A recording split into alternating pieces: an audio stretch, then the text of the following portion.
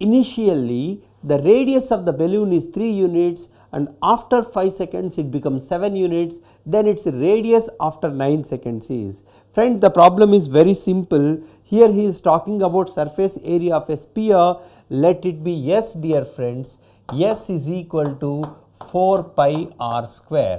Now the rate of change of S means it is ds by dt is 4 pi into 2r into dr by dt. Given the rate of change of this is constant, right? Since it is constant, let it be k, you will get that r into dr by dt is going to be some k. That is the thing, from which, my dear friends, you can say r into dr is k dt. You just integrate r square by 2 is equal to kt plus c. So you can like r square is equal to 2kt plus 2c. Say another c. Now he said initially the radius of the balloon is 3 units. That means when time t is 0, this 2c is 9. So you can say r square is equal to 2kt plus 9. Because when time t is 0, radius is equal to 3. Am I correct? Then next friends, after 5 seconds, it becomes 7. That means when t is 5, that means you can say 10k plus 9 is going to be, radius is 7 means 49, from which you can say k is equal to 4. Therefore friends, you can say finally r square is equal to 8t plus 9 is the function. Now I want the radius after 9 seconds. 9 second means r square is 8 into 9 plus 9, which is 81. Therefore r is going to be 9 at that particular instant, dear students. So we will go with option 1. Simple friends, I have taken s is equal to 4 pi r square. With time I have taken derivative. I prepared a function for r. Now when r is equal to what could be the r value when time t is equal to 9 seconds. Simple question, right? The next, dear friends, you see another probability related question. This is a bag contains, you can write here, 2 white, 1 black and 3 red. Am I correct? Similarly, second bag contains, bag B contains 3 black, 2 red and n white balls. Now one bag is chosen at random out of these two and 2 balls are drawn at a time, are found to be 1 red, 1 black. If the probability that both the balls come from bag A is 6 by 11, then n is. It is simple application of Bayes theorem, dear friends. Now you see, so you have to select a bag first. First, according to total probability theorem, selection of first bag is half. In this you have to select 2 balls, total is 6C2. You have to get of these, both come from, this is 1 red, 1 black. That means select 1 from red and 1 from black plus. Now second bag, probability to select second bag is 2 and there are n plus 5 balls. Out of n plus 5 you have to select 2 balls, of which I have to get 1 red, that is 2C1 and 1 black, which is 3C1. This is the total probability of selecting 1 red, 1 black ball. Now I want it to be from, you see, bag A. Bag A means by Bayes theorem this case comes in the numerator, that is half into 3C1 into 1C1 by 6C2. This is the probability. In fact friends, if you could simplify this, what are you going to get? This probability is already given as 6 by 11. You just equate these to 6 by 11. So you will get, dear friends, the equation to be, you can say from this n plus 5 into n plus 4. You just equate these to The given probability is 6 by 11. After simplification, you will get this is going to be 72, right. When this is 72, dear students, you can take n is equal to, you can say 4, because 9 into 8 72. So, n is equal to 4 is the answer. Simple application of Bayes theorem. You see, two bags are given. When this is the probability that bag A is selected and from which we have taken two balls, the balls to be one black and one red. In the same way for black 2. He has given that we want it from bag 1. So, this part we write in numerator, Bayes theorem. This is given as 6 by 11. So, simple equation you just solve, you will get n is equal to 4, dear students. Okay. Next, you see, dear friends, let x square is equal to, you can say, you see, this is the circle equation, x square plus y square ax plus by plus c equal to 0. Be a circle passing through 0 comma 6 and touching the parabola y is equal to x square at 2 comma 4, then a plus c value is. Right friends, you see, first point, this particular circle is passing through 0 comma 6. So, substitute 0 comma 6, you will get one equation connecting ABC. 0 comma 6 in the sense you will get 36 plus 6b plus c equal to 0, which is 6b plus c is equal to minus 36. This is equation 1. Second thing, this touching parabola at y is equal to x square at 2 comma 4 means 2 comma 4 lies on the parabola as well as circle. So, 2 comma 4 also you substitute, you will get 4 plus 16 plus 2a plus 4b plus c equal to 0, which gives 2a plus 4b plus c is equal to minus 20, second equation in ABC. Third, as the tangent is same, what is the slope of the tangent here to this particular parabola at 2 comma 4? Its derivative is going to be 2x, at 2 comma 4 it is going to be 4. So, even for this circle also at 2 comma 4 the derivative must be 4. You just take the derivative, x square derivative 2x plus y square 2y y dash plus a plus by dash is equal to 0. Now, at the point 2 comma 4 means x coordinate 2, y coordinate 4, derivative at this point y dash is 4. You see, 2 means this becomes 4, 2 into 4 into 4 plus a plus 4b is equal to 0, from which you will get a plus 4b is equal to minus 36. Now, you got 3 equations in 3 variables you can solve, from which you will get a plus c value to be 16. That is it, that is all. So, 3 conditions, so bit time taking, calculation taking question, but it is not a difficult question, right. The next friends, the 7th one, the number of values of alpha for which the system of equations is inconsistent. You see, dear friends, since the system of equations, what you can see is, first of all you take delta for this. What is the determinant? 1 1 1, alpha 2 alpha 3 and 1 3 alpha 5. So, you take this determinant, you will get this determinant as alpha minus 1 whole square. Yes. So, he said this system is inconsistent, means has no solution in the sense, right. Then in the same way you just consider the number of values of alpha for which the system of equations is inconsistent.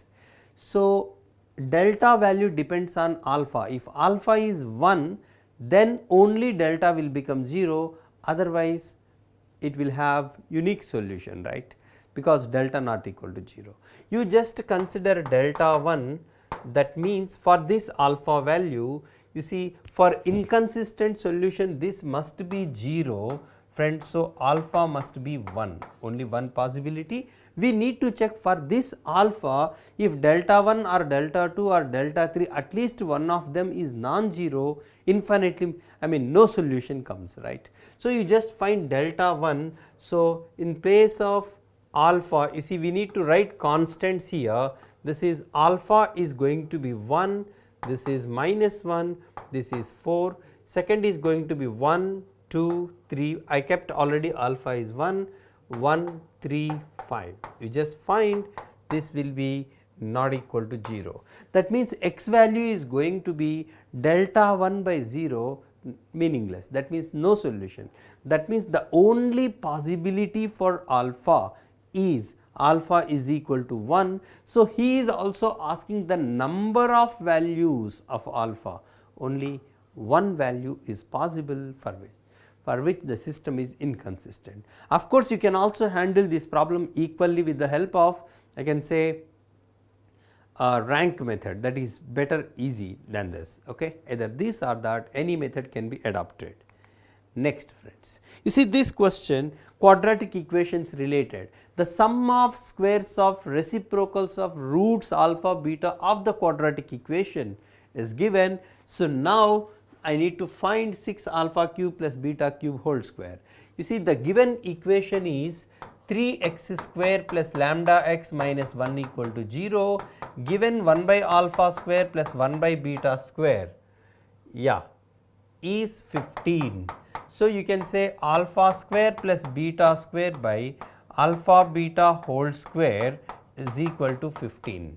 So, actually for quadratic equation alpha square plus beta square can be computed like alpha plus beta whole square minus 2 alpha beta, or else you can also write like b square minus 2ac by a square is the formula for alpha square plus beta square. You know b square minus 2ac by a square is 9. This is alpha beta also c by a, that is 1 is equal to 15, from which you got lambda square is equal to 9, step 1.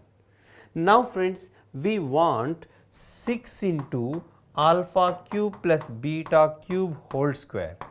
So, alpha cube plus beta cube, I think you do remember the shortcut for a standard quadratic equation. You will get 3abc minus b cube by a cube. This is the one. So, you can write 3ab, c means minus 1, 3abc minus b cube is lambda cube by a cube is I can say a cube is 27, whole here again he has given square. This is the one you need to compute. You just take 6 by 27 into 27, you take one lambda common, since square is there, lambda square will be 9, you will get minus 9 minus lambda square whole square. Lambda square is already 9, so minus 18 square. Finally, you will get 6 into 18 into 18 into 9 by 27 into 27. You need to simplify this, you are going to get the answer to be 24. That is it. So, simple to formulae related to quadratic equation will give you marks, right dear students. The next, you see this question. He has given here the set of all values of k for which tan inverse x whole cube plus cot inverse x whole cube is k pi cube, where k is a real number, is the interval. Okay. So, friends, first of all here you can prepare a function for k. K is nothing but 1 by pi cube into tan inverse x whole cube plus cot inverse x whole cube. Okay. You can treat it as some f of x. Okay. So, 1 by pi cube into tan inverse x whole cube plus cot inverse x whole cube, right. Now, you just find its derivative to find its graph nature. 1 by pi cube into 3 tan inverse x square into 1 by 1 plus x square minus 3 into cot inverse x whole square by 1 plus x square. Okay. Now, you can write f dash x as 3 by pi cube into 1 plus x square. Even a square minus b square, you can write a plus b into a minus b. A plus b will be pi by 2. A minus b means you will get tan inverse x minus cot inverse x. Even cot inverse x also you can write pi by 2 minus tan inverse x. Finally, you will get f dash x is equal to, you see, this is 3 pi by pi gets cancelled, 3 by 2 pi square into 1 plus x square into, you can say, pi by 2 tan inverse x minus pi by 2. Okay. 2 tan inverse x minus pi by 2 is f dash x.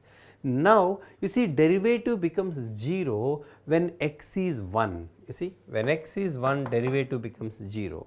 Moreover, as x tends to, you see, x can be taken from minus infinity to infinity, you can draw its graph. You see, if x is more than 1, tan inverse x is more than pi by 4, this is increasing. When x greater than 1, it is increasing because derivative is positive. X less than 1, it is decreasing because derivative is negative.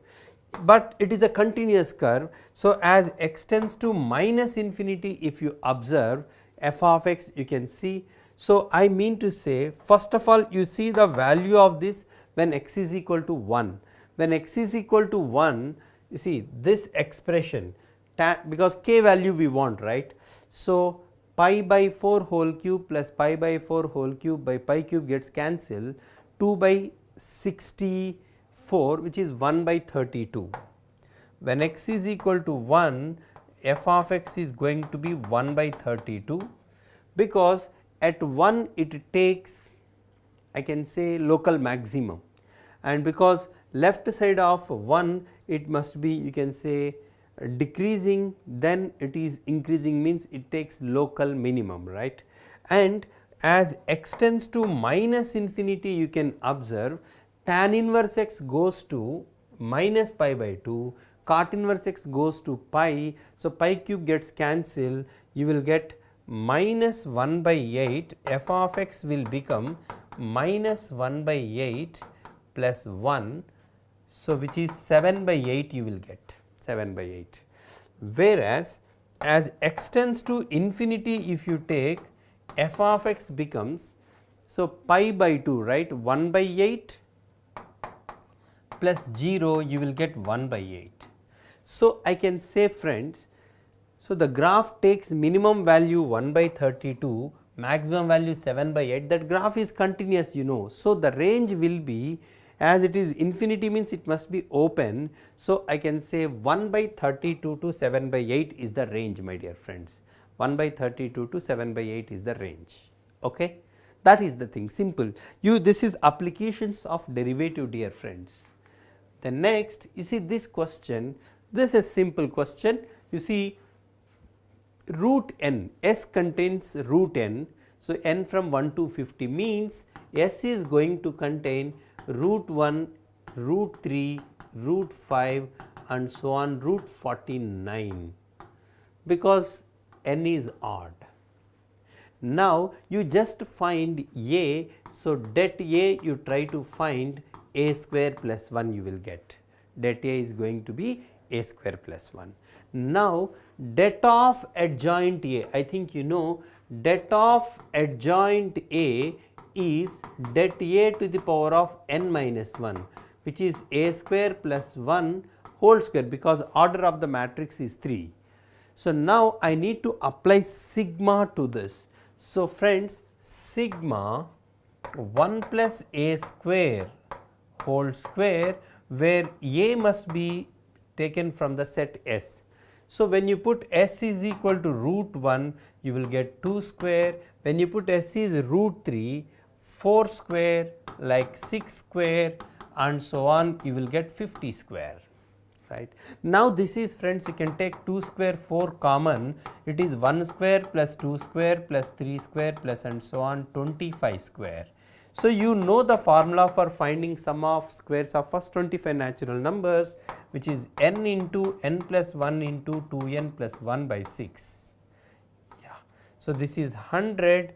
Here you can say 3 2 times 7. So, 13s. 13, this is 100 into 221. So, which he has given like 100 lambda. So, lambda must be 221, dear friends. Okay. So, it is a combination of matrices, determinant property, come you can say sigma application, that is we can say sequence and series related. Okay. Next friends, you see this function f of x is given, which of the following is not correct? Be careful. You see friends, here f of x is given again like you see 4 log of x minus 1 minus 2x square plus 4x plus 5, but given that x greater than 1. Okay. Must be, because log of x minus 1 is there, x must be greater than 1. You just try to find f dash x, dear friends. 4 by x minus 1 minus 4x plus 4. You can take 4 common, dear students. You can say 1 by x minus 1 minus of x minus 1. This is the 1. So, 4 into 1 minus x minus 1 whole square, that is, so x square minus 2x, x into x minus 2 minus 4 into x minus 2 by x minus 1. This is f dash x. Clearly, when x is more than 1, you see I can say this is going to be negative. So, 1 to 2, you can see it is between, because anyhow we are talking, if x is between 1 to 2, this is positive, this is positive, this is negative, totally positive increasing, and between you see 1 less than x less than 2, f is increasing, and x greater than 2 if you take more than 2, here positive, positive, positive into negative, f is going to be decreasing because derivative is negative. You can just draw the rough graph of this function, say 0, 1, 2. X is more than 1, when x is at almost right side of 1, it will be at minus infinity friends, almost 0, it will be somewhere at minus infinity.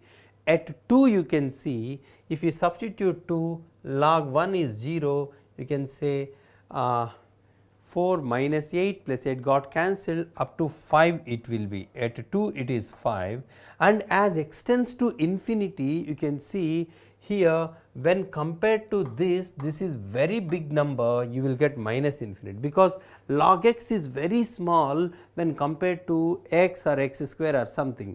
So, as extends to minus infinity, undoubtedly this is very big number than this. So, you will get a minus infinity quotient. This kind of graph you are going to get. Now, you see the options, f is increasing in 1 to 2 correct, and decreasing in 2 to infinity correct.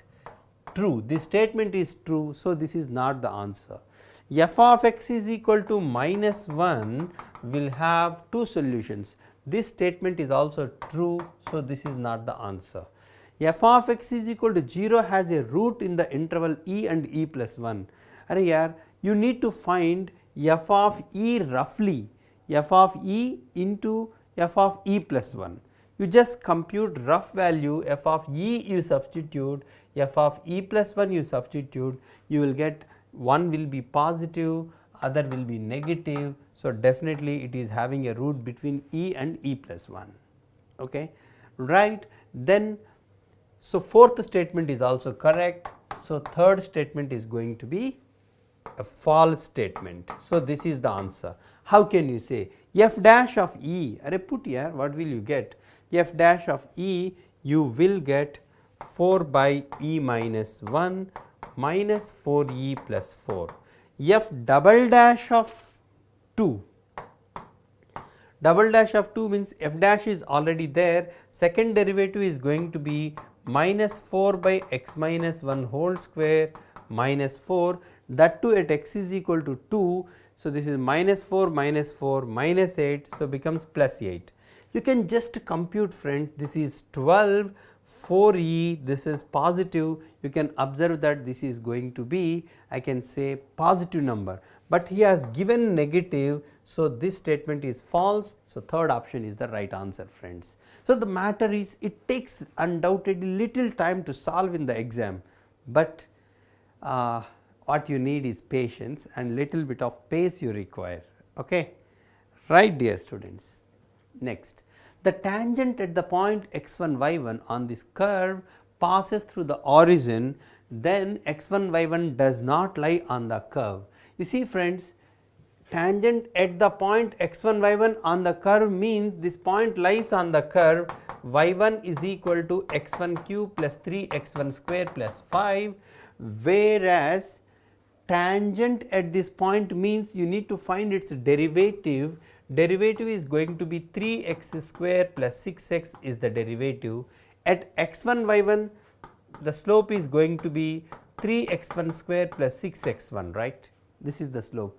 Try to write the tangent equation.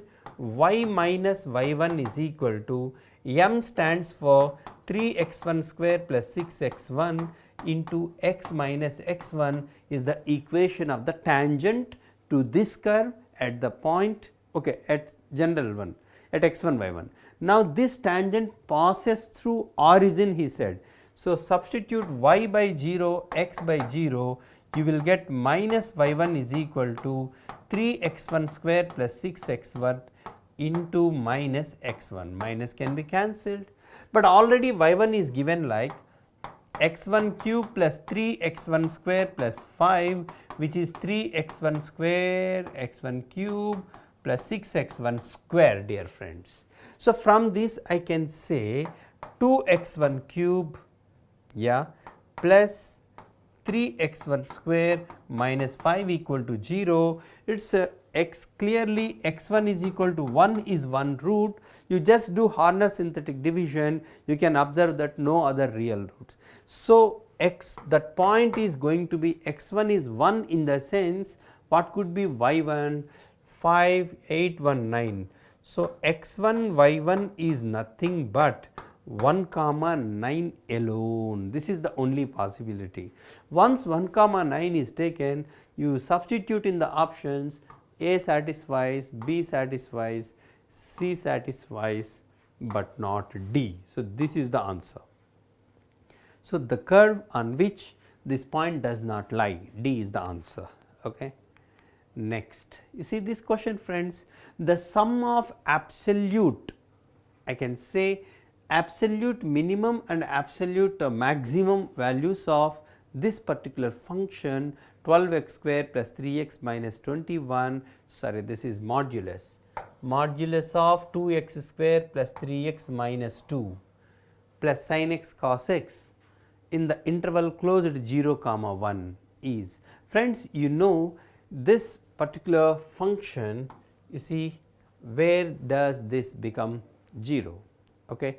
So, the roots of this are going to be 1 by 2 and minus 2, right. He is asking in the interval 0 to 1. So, what you need to do is f of x when 0 less than or equal to x less than 1 by 2, you see this is negative. So, you can write 2 minus 3x minus 2x square plus sin x cos x.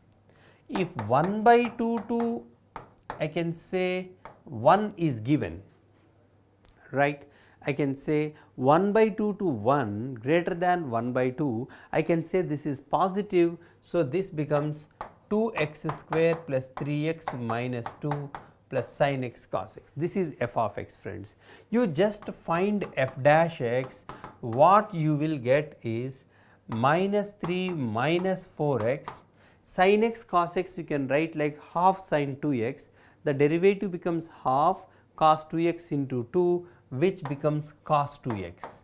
Second case 4x plus 3 plus cos 2x. Okay. Now, in either cases 0 to 1 by 2, this is, you see, negative minus 3 plus cos 2x is a number between 0 to 1. So this will definitely be negative the first case, this will definitely be positive in the second case, right. So I can say friends, the graph of this function illustrates x I am taking between 0, 1 by 2, 1. When f of x is 0, what will you get? I can say 2 plus 2 only, f of here the function is 2, whereas f of 1 by 2 if you substitute, this becomes 0, you will get sin 1 by 2 cos 1 by 2. 1 by 2 to 0 means here sin 1 by 2 cos 1 by 2 you will get, and at 1 you are going to get 5 minus 2, 3 plus sin 1 cos 1, 3 plus sin 1 cos 1 will be here, 3 plus sin 1 cos 1, here sin 1 cos 1. This is the graph friends. So now he is saying the absolute minimum of this value is sin 1 cos 1, whereas the absolute maximum is 3 plus sin 1 by 2 cos 1 by 2 it is. This is 3 plus sin 1 cos 1. This is the answer. Now he is asking, the options are bit different, 3 plus, you see you can also write 2 and half here, this you can say half sin 1 plus 3 plus sin 1 cos 1. Now you see this option shoots here, you see 3 plus half, if you take common half sin 1, if you take common you will get 1 plus 2 cos 1, correct. You just take half sin 1 common in this, you will get this option is the right answer friends. Okay, fine. The next I can say, you see this is another easy question from sequence and series. This is series of even integers, arithmetic progression with common difference 1, and given sum of all the terms is 192 and sum of all A1, A2, A4 kind of is 120. You see friends, here you can observe that A1 plus A2 plus A3 plus and so on, AN is given as 192. Now you can write this sequence like A2 plus A4 plus A6 as n is even, AN plus A1 plus A3 plus A5 plus and so on, AN minus 1. The sum is going to be 192, whereas this sum only even suffixes sum is given as 120. Here you see A1 is nothing but A2 minus 1, A3 is nothing but A4 minus 1, like that if you write this is also 120, but how many minus 1 comes? N by 2 minus 1 comes, because there are totally n terms are there, n by 2 odd terms will be. This is going to be 192. Friends, 240 minus 48 is equal to n by 2, n is going to be 96 my dear friends. That is all. It is a simple question, because you see this is a sum of all sequence and I break it into even terms and odd terms. Each odd term again I can write A2 minus 1, because common difference is 1, A4 minus 1, A6 minus 1, AN minus 1. So 120 plus 120 minus how many minus 1s will come? N by 2. Next friends, if x is equal to x of y is the solution of the differential equation, y into dx by dy is this. So it is clearly LDE friends. You can write dx by dy is equal to or minus of, I can say 2 by y into x is equal to y square into y plus 1 into e power y. Okay. Now this is LDE, integrating factor is e power integral minus 2 by y dx, which is e power minus 2 log y, that is you can say y power minus 2, which is 1 by y square. Okay. So integrating factor is 1 by y square. So the general solution is x into 1 by y square is equal to integral of 1 by y square into this factor, you will get y plus 1 into e power y dy. So, you will get friends x by y square is equal to e power y into y plus 1 minus its derivative plus some c. So, I can write friends x is equal to y square into e power y into y will become y cube plus c y square. Yes, this is the solution, but he has given x of 1 is 0. That means x value 0, y value 1. So, 0 is equal to, you can write y value 1 in the sense e, yeah, you can write e plus c.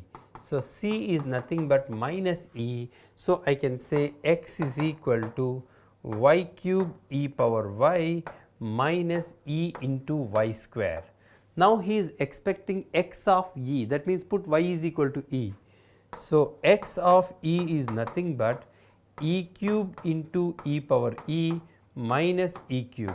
So, e cube into e power e minus 1, okay. E cube into e power e minus 1 is the answer.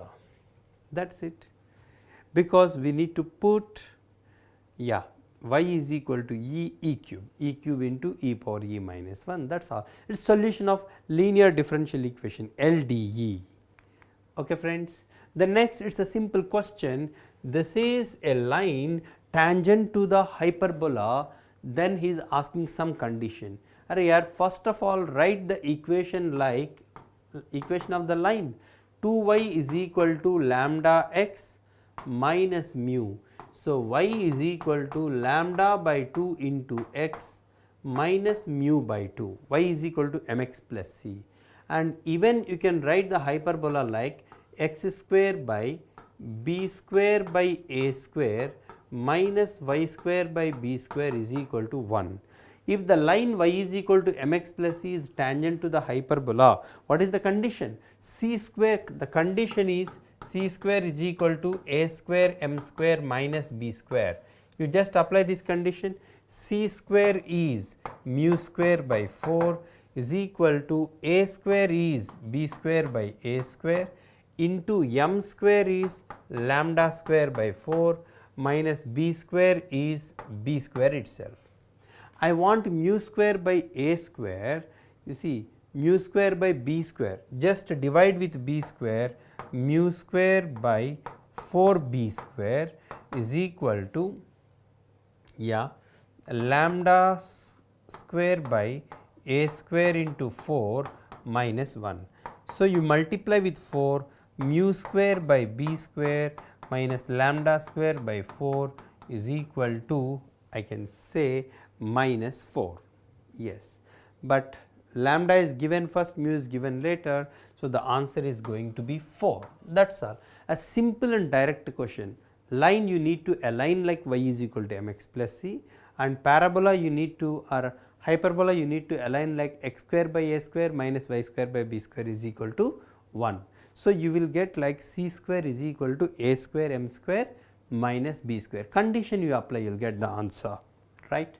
Friends, next you just see this question, a cap, b cap be two unit vectors, c cap be a vector such that the angle between a and c is 15 degrees, right. So, given that b cap is c bar plus 2 into c bar cross a cap, okay. Now, I want c bar square magnitude, c bar magnitude. So, 6 c bar square we want, that is the question, I think you know, right. Now, what we need to do is just consider b bar magnitude square of b cap is equal to magnitude of c bar into 2 c bar cross a cap square. Magnitude square means dot product twice, b bar is a unit vector. So, c bar magnitude square, so let it be k square plus its magnitude square, 2 magnitude of c cap c bar cross a cap square, right, plus 4 times c bar dot c bar cross a cap, Okay. So, now friends, this is going to be 1 is equal to k square plus 2 into A cross B magnitude means magnitude of C is k, square is there, magnitude of A is 1 square into angle sin theta, sin 15 degrees is root 3 minus 1 by 2 root 2 whole square plus this is box CCA will become 0. Fine. So, from this you just take out k square, dear friends, you will get the value of k square. You want 6k square itself, you just try, you will get, I guess this is the answer. Simplification. This idea is enough to complete this particular problem. Take magnitude square, C cross A bar plus B bar magnitude square is magnitude of A square plus magnitude of B square plus twice A bar dot B bar, right. Here box becomes 0, that is it. Okay. Next, dear friends, you see this is probability distributions, binomial distribution. He said in a binomial distribution n is 33 he has given, success probability is p. Now, you see this is the condition given, 3 times p x is equal to 0 means 33c 0 q to the power of 33 into p to the power of 0 is 33c1 into q to the power of 32 into p to the power of 1. Binomial theorem, you know, binomial distribution, p x is equal to r means NCR into q to the power of n minus r into p to the power of r. So, this is 1, friends, here 1q will be left, here p will be left, 3q is going to be 33p, first point. Now, yeah, that is q is equal to 11p. You add p on both sides, 1 is equal to 12p. So, p is going to be 1 by 12. So, q is by default it is 11 by 12 because their sum is going to be 1. Okay. Now, dear friends, he is asking us to compute this p x is equal to 15. You can write here, friends, 33c 15 into q to the power of 18 into p to the power of 15 by 33c 18 into q to the power of 15 into p to the power of 18 minus the second term also 33p 16 into q to the power of 17 into p to the power of 16 by 33c 17 into q to the power of 16 into p to the power of 17. Now, you can observe these two are same, right. The next, after cancellation you will get q by p whole cube minus q by p you will get. From this data, my dear friends, q by p is going to be 11. Am I correct? P plus q, add p on both sides, 12p is 1 by 12. So, 11 by 12. So, you substitute here, friends, which is 11 cube minus 11, 1331 minus 11 is 1320, that is all. So, to answer this question what you require is just matter of binomial distribution related formula, that is NCR. Probability of x is equal to r is nothing but NCR into q to the power of n minus r into p to the power of r, that is it. Okay. The next, my dear friends, I can say this expression. First of all, you see, to find the domain you no need to apply all these things. You see, condition 1 is input of a logarithm must be positive, x square minus 3x plus 2 must be positive, that is x minus 1 into x minus 2 must be positive. So, x should be either less than 1 or greater than 2, okay, less than 1 or greater than 2. Moreover, base should not be 1, x square minus 3x plus 2 should not be 1, because if it is 1 log 1 is 0, 1 by 0 is not defined. So, x square minus 3x plus 1 should not be 0. Here the roots are going to be minus 3 plus or minus root of b square minus 4ac by 2a. 3 plus or minus root 5 by 2 should not be there in the domain, but those numbers are here, maybe here and even here. So, option 4 is the right answer. Of course, you can apply this expression must lie between minus 1 to 1. So, to get the solution we can do like this, but to identify the answer you can close the problem in this way. Okay.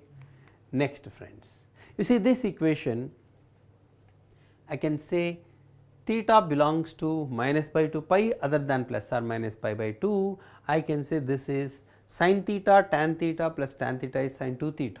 You just see, you can write the given equation like sin square theta by cos theta plus sin theta by cos theta is equal to 2 sin theta cos theta. This is the given equation. Sin theta is equal to 0 is one possibility. In that case you can take common, you will get sin theta plus 1 is equal to 2 cos square theta.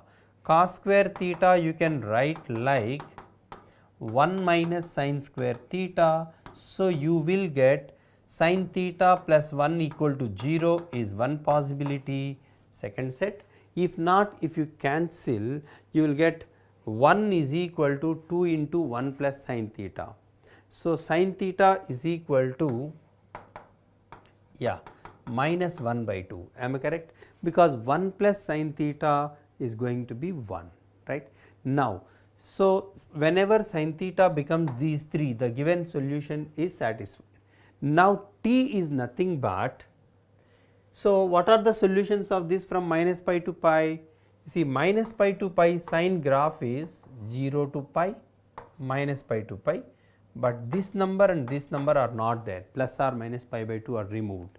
Sin theta 0 means you will get 0 pi minus pi because both are inclusive, and sin theta minus 1 is minus pi by 2, but that is not there.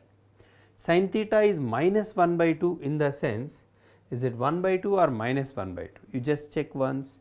So, 1 plus sin theta is cancelled, 1 minus sin theta. So, sin theta is 1 by 2. 1 by 2 means you will get 30 degrees as well as 150 degrees. Okay. So, number of s is 5 and cos 0 is 1 here, cos 2 pi is also 1, here also 1, cos 60 also 1 by 2, cos 300 also 1 by 2. This is 4 plus 5, 9 is the answer. A simple trigonometric equation is given, dear friends. Okay, right. Next, you can just do this problem, seems to be bit time taking. He is asking for which of the following symbols this statement is a tautology, right. So, tautology in the sense you can take like, suppose and is taken, P and Q implies P and negation Q or negation P and Q. This is the given statement. Okay. Is it a tautology? Suppose you just see the case where it fails. If P, Q both false, if you take false and false is false, false implies true is true itself. So, if you take both P and Q true, you will get true implies, you see, true and false, false or false is false, true implies false is false. It is not a tautology in the first case. In the same way, you try with, in place of and, you try or. P or Q implies P or negation Q or negation P or Q. You see, whenever P or Q is false, false implies any statement is always true. So, you just see the case where it is true. That means, if you take both true, true implies at least one is true, no, you will get true, tautology, true. If at least one is true, in R, if one is true, it is true itself, true implies true is true. You can observe in all the cases it is going to be tautology. In the same way implies, but it fails in by implies. So, there will be two symbols here which satisfy the given condition. You needn't spend much time, no need to write the complete truth table, but you can just try with the case where it fails. Okay, fine. Next friends, the number of 1 functions a, b, c, d 0 to 10 such that you see these a, b, c, d are to be mapped with the numbers 0, 1, 2, 3 and so on 10 such that the image of a minus image of b, you can take like 2 f of a, you take it like x plus I can say like 3x, suppose f of c is say x, this is y, this is z, this is l. You have to take like 3x plus 2y plus z is equal to l. All the 4 numbers must be distinct, that is important here. All 0 to 10, all the 4 numbers, I mean these must take the numbers from 0 to 10 itself, but they are distinct. If you want to do this problem by number of integral solutions also, it takes lengthier one. Better you try to give the cases x, y, z, l. Suppose you give the case, suppose x is 0 and y you cannot give 0, right, because different numbers, y is equal to 1 if you give. So, that means 2 is there. So, if 2 is given, you can put 2, 2 plus 2 you got 4, right. Here itself 3 if you give, 2 plus 3 5, you see different numbers you are getting. 4 if you give, 2 plus 4 6, 6 you are going to get. Like that, in all the cases you try to list out, it takes little time, but you will get exactly 31 cases of this kind. So, this is after 0, 0, 1, so you can go with 1, 0 like this. Combinations you try, since it is multiple of 3, here you will get less number of cases, you will be getting 31 cases satisfying this. Okay. Next dear friends, you see in an examination there are 5 multiple choice questions with 3 choices, okay, for each question. Suppose A, B, C, D, E, for each question there are 3 choices, small a, b, c, small a, b, c, small a, b, c, a, b, c, a, b, c. Okay. Now, for which exactly one is the correct. So, 3 marks for each right answer and -2 for wrong answer, 0 for unattempted. Then the number of ways a student appearing in the examination gets 5 marks. You see, suppose a student corrects 5 questions correct, he will get 15 marks. 4 questions correct, 12 minus 2 or 12 plus 0, also not possible. Suppose 3 correct, you will get 3, 3, 3, 9 marks, -2, -2. Then he will get 5, total 5 marks. Suppose only 2 correct, 6, -1 is not possible. So, 4, so 1 correct, 0 correct, 1 correct, 2 correct, no cases will be okay except this case. To get the total 5, he has to attempt 3 questions correct, 2 questions wrong. Which 3 questions? Select any 3 out of these. Okay. Suppose A, B, C, they must be attempted correctly only one way. Out of these, the correct one you have to bubble, right. Whereas D, E, suppose, so correct option is suppose A, he must opt B or C 2 ways. Here also other than correct 2 ways, which is 10 into 4, 40 ways you are going to get, dear students. So, in this way a student can get 40 marks, I mean 5 marks. Next, you see this question, I can say 3 by root a comma root a where a is positive be a fixed point in the plane.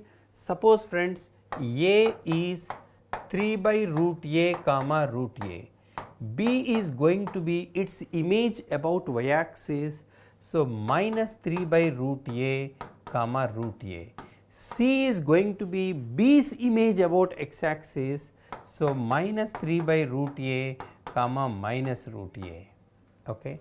And D is a point like, you see 3 cos theta comma a sin theta, okay.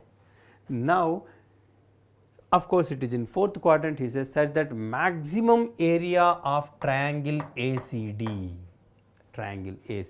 is 12. He said ACD area, to make the area formula easy, you add this number to all, this becomes 6 by root A plus comma 2 root A.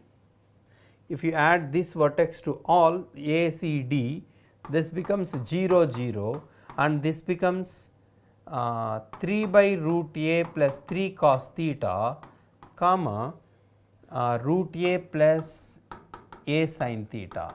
These are the vertices. So, the area of the triangle is half modulus x1 y2. 6 by root A, if you multiply 6 by root A into root A is 6 plus 6 by root A means 6 root A sin theta x1 y2 minus x2 y1, which is 2 root A, means this you will get 6 plus 2 root A means 6 root A cos theta you will get. So, 6 gets cancelled. So, 6 root A, if you take common, 3 root A into modulus of sin theta minus cos theta. So, its maximum value is going to be root 2, you know. So, which is going to be, I can say 3 root A into root 2 is given as 12. So, 4 times, which is root 16. So, root A is equal to root 8. So, A has value 8. That is it, simple, working, but problem is easy itself. Okay. Next, I can say, you see dear students, here this is simple, the line having direction ratios, this intersect some two lines at two different points A and B. Okay.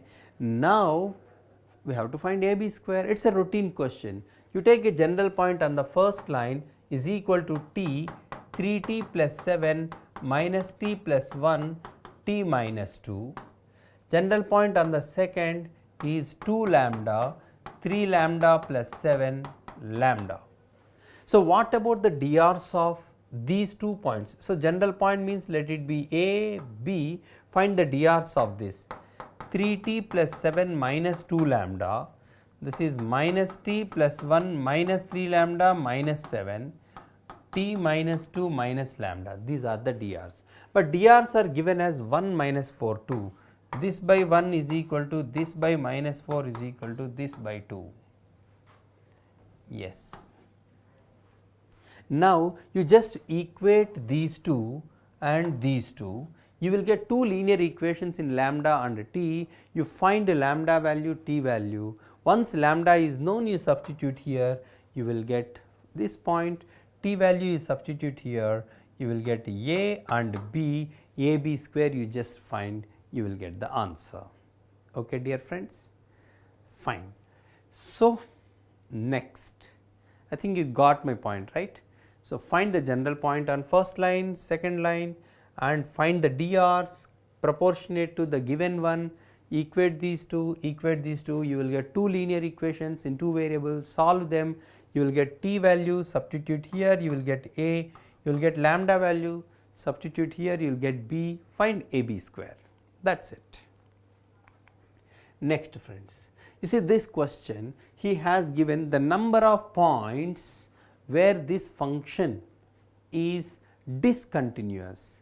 You see, x less than or equal to minus 1, modulus of a polynomial will always be continuous, it will never be discontinuous. Differentiability may fail, but continuity will not fail.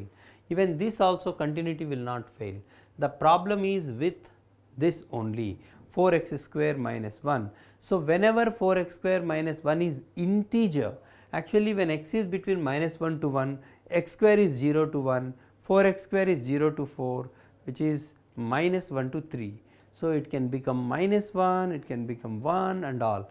You just see where 4x square minus 1 becomes, you can see, yeah, I can say like minus 1. So, x square is equal to plus or minus 1 by 2. When this is 0, x is plus or minus, you can say x is equal to 0 here. I can say here when x is 0 here plus or minus 1 by 2, when this is 1, 1 by root 2, when this is 2, root 3 by 2, root of 3 by 4. So, you just see the graph, my dear friends, say 0, say 1 by 2, 1 by root 2, let me draw here. Yeah, just what you need is the graph of this. You just take graph of this, suppose 0, 1 by 2, 1 by root 2, this is root 3 by 2, say 1. In the same way here also, minus 1 by 2 minus 1 by root 2, you can say minus root 3 by 2 minus 1. Yes. So, now friends, if x is between 0 to 1 by 2, x square 0 to 1 by 4, 4x square 0 to 1 minus 1. So, this is going to be minus 1 here, right. 1 by 2 to 1 by 2, this becomes 0. Same logic, you just observe here 1, and root 3 by 2 means 3 by 4, 3 minus 1, it is 2, it will be here.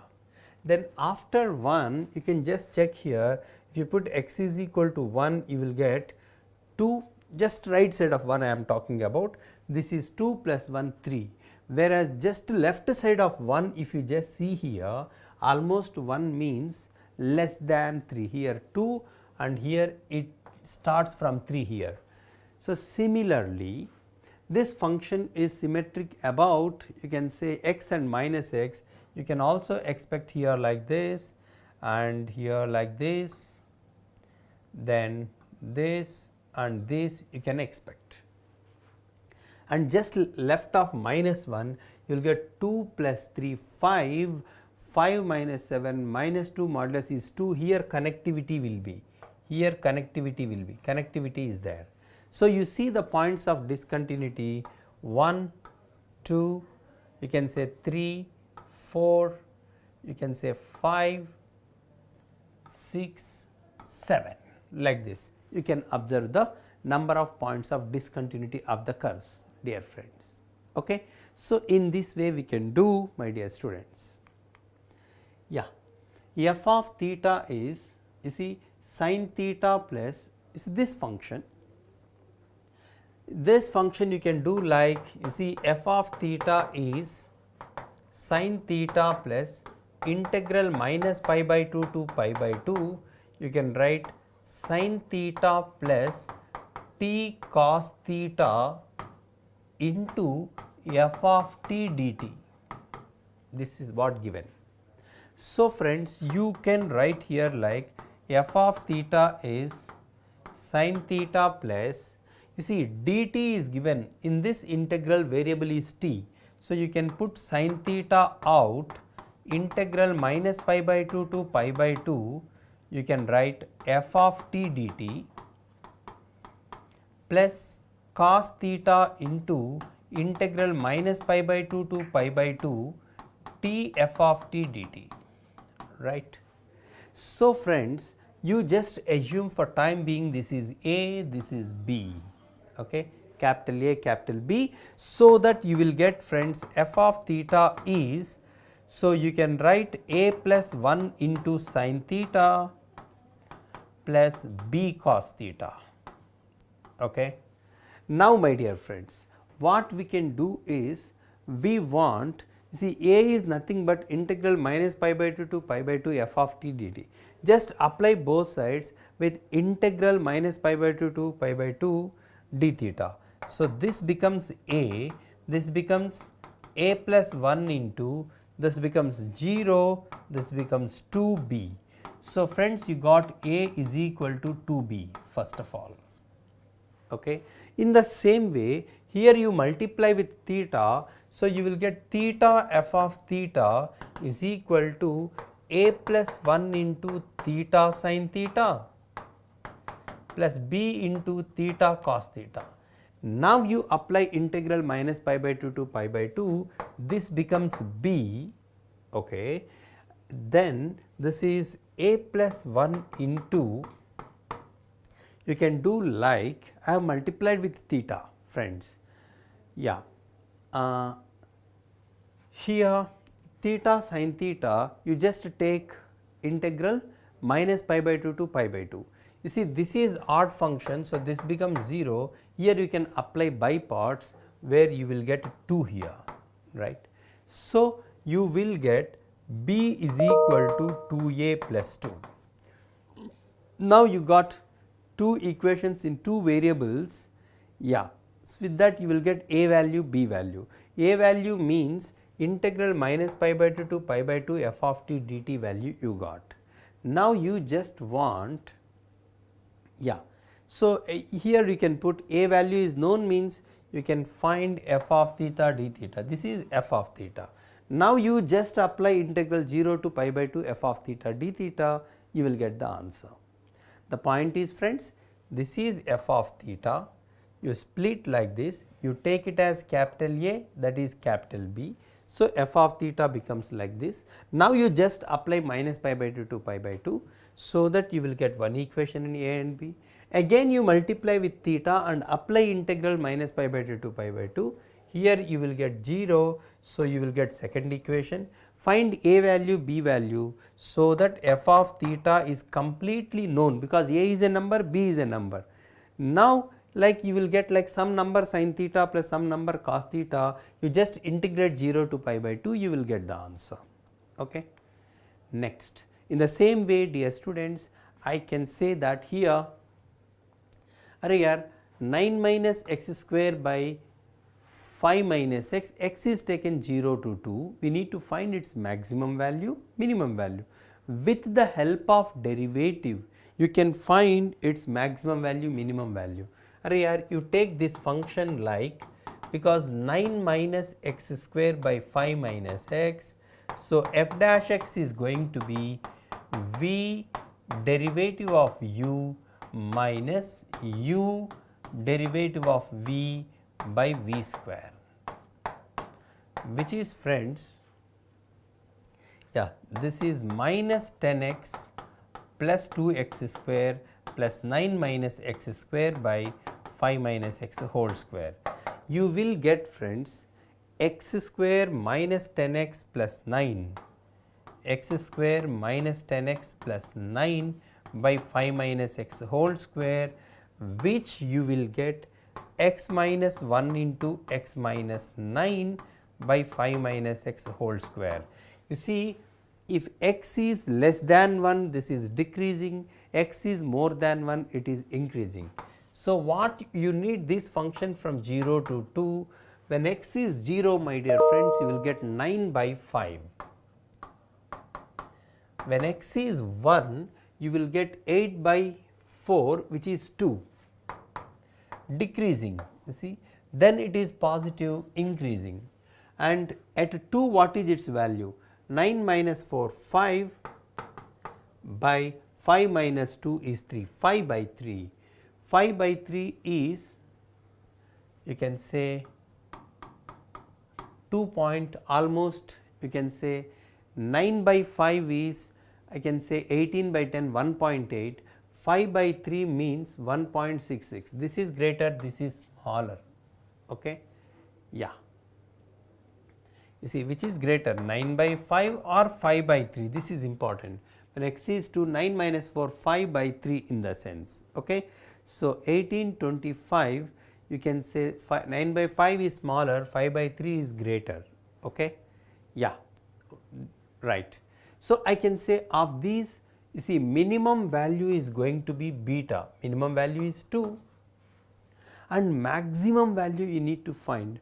Once again, at 0 you will get 9 by 5, which is 18 by 10, 1.8, 5 by 3, so you can write 1 point, you can say 66, this is greater. So what is the greatest one, okay. So of these you can just take the greater of these two is 9 by 5, okay. Right, my dear friends. So, this is greater, this is 27, 25, 9 by 5 is greater, this is little down, this is the greatest value. Once you know alpha and beta, this is integral beta minus 8 by 3 to 2 alpha minus 1. You see, maximum value is given as alpha, my dear friends. Now you can integrate these. How? So, beta minus 8 by 3, you can just write, and you can also say at 1 its value is going to be 8 by 4, which is 2. So, 1 second, I think both are less than 2, need to modify a bit. Yeah, you see, based on this, right, here you see for this function from the derivative what we have got, when x is 0, you can say 9 by 5 is here, and when x is 1 it is 2, right, and when x is, we can say 2, you can say 5 by 3. So, of these the greatest value is 2, so alpha is 2. Smallest value is 5 by 3, which is beta is 5 by 3, that is what you need to take. Now friends, integral beta minus 8 by 3, which is minus 1, to 2 alpha minus 1, 3, minus 1 to 3, you got 9 minus, you see the graphs even. So, this is the graph of this given expression, y is equal to x, 0 here, at 1 it is 1, whereas at 1 it is going to be something, at 2 it will be here. This is the graph. You just see where these two intersect. 9 minus x square by 5 minus x is equal to x, which is 9 minus x square is 5x minus x square, x is equal to 9 by 5. So, this is the point where we get 9 by 5. So, this integral is to be taken, maximum of these two means 9 minus x square by 5 minus x dx up to 9 by 5 plus integral 9 by 5 to 3, then maximum is x dx. Now, I think you can split this into two parts, you can split and you can do the integral, right. This is quadratic by linear, you can also take 5 minus x as t, so that you can integrate this, you will get this format alpha 1, alpha 2 values. Okay. Next, dear friends, yeah, you see this question, two tangents are drawn from a point a comma b lying on the ellipse. Okay. So, to the parabola y square is equal to 4x are such that the slopes of the tangent of one tangent is 4 times the other.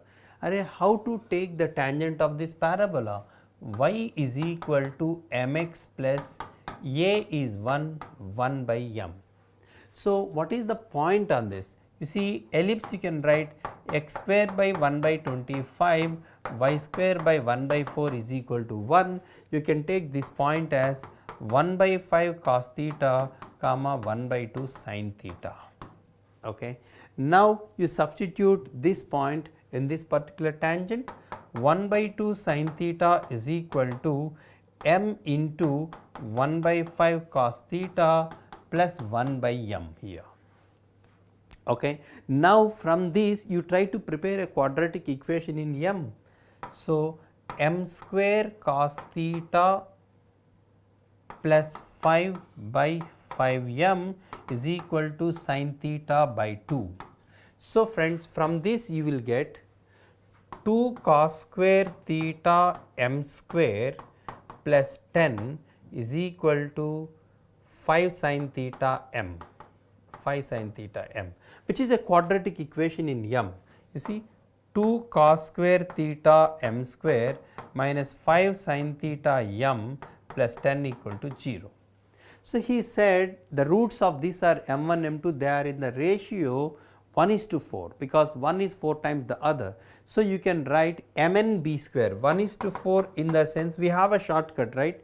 M n b square is 25 sin square theta is equal to m plus n whole square into mn b square is equal to m plus n whole square into AC, that is 2 cos square theta into 10. So, friends, 25 got cancelled. So, you can say 2 times 2 5 times.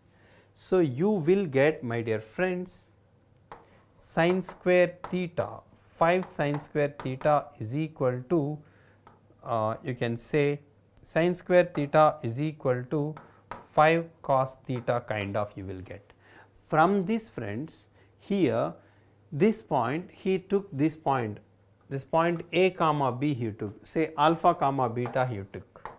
So, alpha is nothing but this, beta is nothing but this. From this, friends, I can say alpha means 5 alpha can be replaced by 5 alpha plus, you see 10 alpha you will get from this, and this beta you will get from this. So, that you just simplify, you will get the answer. Okay. Time taking calculation wise, but you can do it. Okay. So, from this, so first this particular line is a tangent, 2 tangents are drawn from an outside point, from which I found a quadratic equation in terms of m, the roots are in the, so concept number 1 ellipse, concept number 2 quadratic equations, again trigonometry, simplification, 4 concepts are there in this, undoubtedly time taking. Next, friends, S be the region bounded by the curves y is equal to x cube, y square is equal to x. The curve y is equal to 2 mod x, you just try to draw the graph, y is equal to x cube is this curve, y square is equal to x means y is equal to root x is this curve. The area bounded between these two, he named it as together R1 plus R2. Now, 2 mod x, when x is positive, you will get like y is equal to 2x, this line goes like this. So, friends, I can say this area is R1, this area is R2. So, what you can do here is R1 plus R2 together you can take integral 0 to 1, you know both will intersect at 1 comma 1.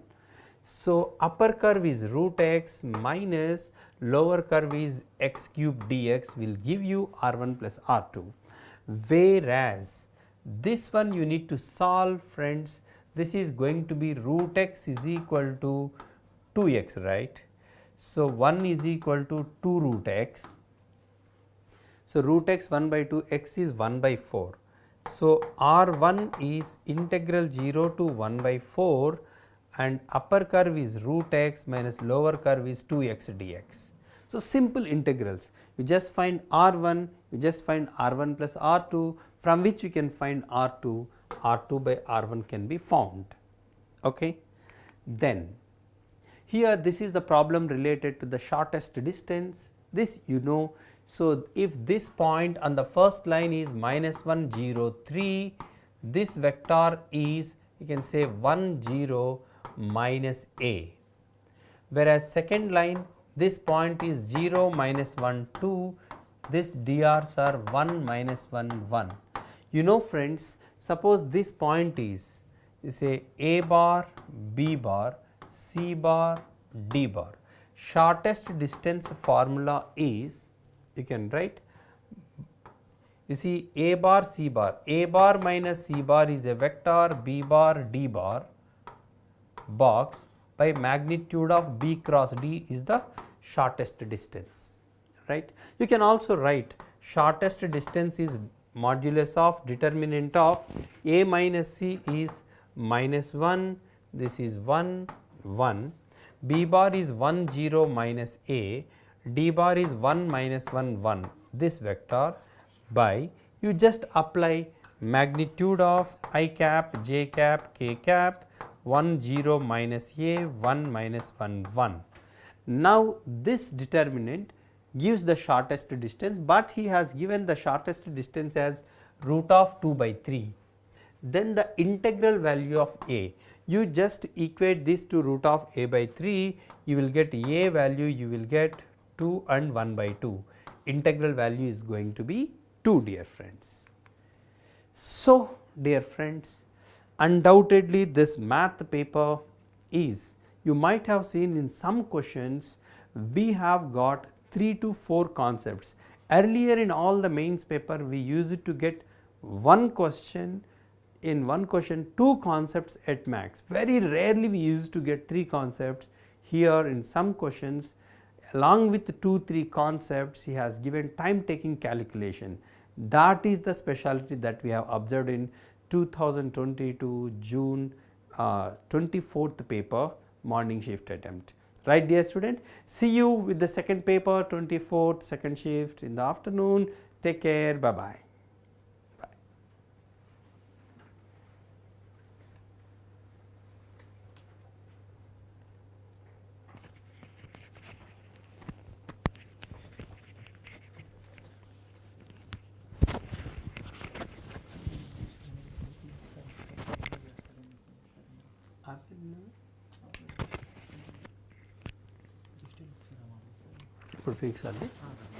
Yeah. Yeah, friends, one more important point. After this math session, you will be having physics. Physics session will be there, and followed by chemistry session will also be there. Yeah. So, yeah, here some student have given here. Yeah, right. Very good. I missed your discussion here. So, in the next class, I will follow even this. Okay. Right. Thank you, and please be ready for physics session. Sir is waiting for you.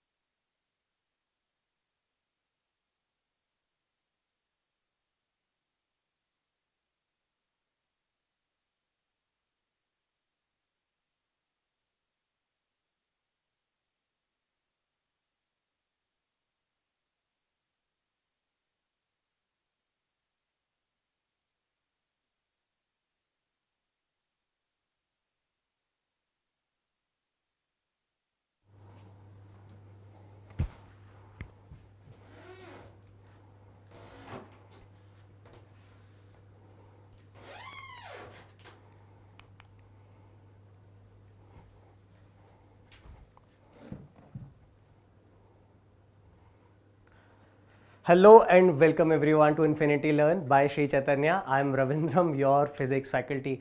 And students, अब वो time आ गया है जब हम proper full fledged question discuss करेंगे जो exactly आपके main examination में आए थे ऑन 24 जून शिफ्ट 1. तो उसका फिजिक्स पेपर आज डिस्कस करेंगे. तो जितने भी स्टूडेंट्स जिन्होंने 24 जून को शिफ्ट 1 का एग्ज़ाम दिया था वो प्लीज़ रेडी हो जाए, पेन पेंसिल लेकर पेपर के साथ रेडी हो जाए. और जब मैं क्वेश्चन सॉल्व करूं तो मेरे साथ सॉल्व करें. ओके आप अपना मेथड भी चेक करेंगे और हम हर क्वेश्चन के साथ आपको एक छोटा सा एनालिसिस भी देंगे ये बताने के लिए कि इस क्वेश्चन के आने के पीछे का कारण क्या है, या जो सेकेंड अटेम्प्ट आने वाला है हमारा इस मंथ के एंड में जो हमारा सेकेंड अटेम्प्ट आने वाला है उसके लिए हम उस क्वेश्चन से क्या सीख सकते हैं बच्चों. That is also really important. Okay so I guess some of the students are already live here. Okay so we can start the session now. So सबसे पहला क्वेश्चन और ये आया है प्रॉपर्टीज ऑफ मटेरियल. ओके अब ये भी एक ट्रेंड देखा गया है बच्चों जनरली इस चैप्टर से जिसमें प्रॉपर्टी ऑफ सॉलिड्स चैप्टर है. From this particular chapter, the questions that are asked mainly are from the bulk modulus of elasticity, or they will ask a question on Young's modulus of elasticity, right? But definitely they will ask you some standard questions. बहुत ज़्यादा tricky questions पिछले 4-5 साल से वो नहीं पूछ रहे हैं, तो एकदम standard questions रहेंगे. तो आप यहाँ भी देख सकते हो in this particular question, this is a very standard question and most of the students से ये बन भी गया होगा. चलो मैं एक बार बता देता हूँ उसको कैसे solve करना है. तो इस क्वेश्चन में आपको bulk modulus of elasticity I guess पूछा हुआ है, right? They have asked you what is the bulk modulus of elasticity, or नहीं, bulk modulus of liquid is given. Okay, so bulk modulus of liquid is given. Pressure required to reduce the volume of the liquid by 2%. Okay, जैसे ही आपको bulk modulus यहाँ दिखता है सबसे पहले बच्चों उससे रिलेटेड एक फॉर्मूला यहाँ लिख लो. ये हो जाएगा delta P upon minus delta V by V. Okay, this is fractional reduction in the volume. The minus sign indicates that. Okay, because delta V will be negative, so that is why we have placed a negative sign here. So this is the fractional change in the volume, this is the change in pressure, and this is the bulk modulus of elasticity, and here it is bulk modulus of liquid, right? So simply we will say that delta P will be equal to B into minus delta V by V. Now you say, what is bulk modulus? Is it given in the question? You will say yes sir, it is already given in the question. That is what 3 into 10 to the power 10. Units are proper? Yes, checked. अच्छा एक बात और है बच्चों, exam के duration में आप units पे ज़रूर फोकस करना. मैं आज आपको दिखाऊंगा, I will teach you a lesson here. Units पे ध्यान ज़रूर देना है. वो यूनिट एक्चुअल में वो क्वांटिटी रिप्रेजेंट करते भी हैं कि या नहीं, या हमें कुछ चेंजेस तो नहीं करने, right? Minus delta V by V किसके बराबर है? They have said that it is reduced by 2%. That means fraction wise it will be 2/100. अब आप बताओ क्या आंसर आएगा.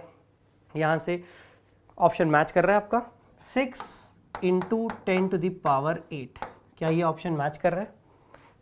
यूनिट मैच कर रही है, न्यूटन पर मीटर स्क्वायर, परफेक्ट. तो आपका आंसर क्या आया बच्चों? What is your answer right now?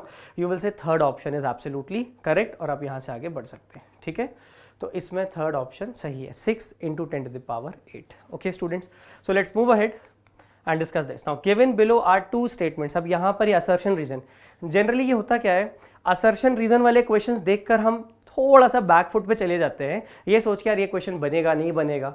तो बच्चों ये बिल्कुल मत सोचो. अगर मेन में अगर आया है assertion reason का क्वेश्चन तो डेफिनेटली आप मान के चलो उसका एवरेज लेवल या मॉडरेट लेवल ही होगा, राइट? बहुत ज़्यादा डिफिकल्ट नहीं होगा. तो आराम से उसको पढ़ के जो भी आपको थियरी पता है, कॉन्सेप्ट्स पता है, उन्हें यूज़ करके सॉल्व करिए, आपसे आंसर आ जाएगा. चलो अब देखते हैं, इसमें लिखा है 1 is okay fine. In a uniform magnetic field speed and energy remains the same for a moving charge particle. ठीक है, एक यूनिफॉर्म मैग्नेटिक फील्ड में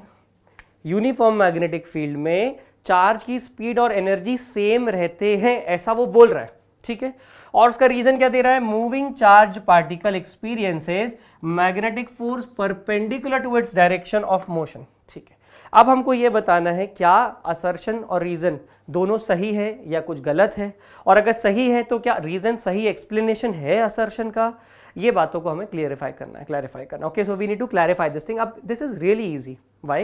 Because the very first thing that we study about the magnetic force on a charge particle is this: vector F is the cross product of vector V cross vector B times charge. okay, or charge times the cross product of vector v cross vector b, right? Now the force here, since it is the result of the cross product of velocity and magnetic field vector, क्योंकि इन दोनों के cross product का वो result है, इसलिए we will say that vector v will be perpendicular to velocity vector.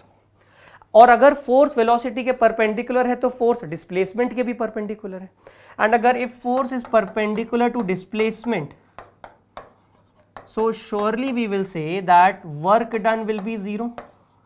और अगर work done zero है तो आप यहां से क्या बोलोगे कि change in kinetic energy zero हो जाएगी according to work energy theorem.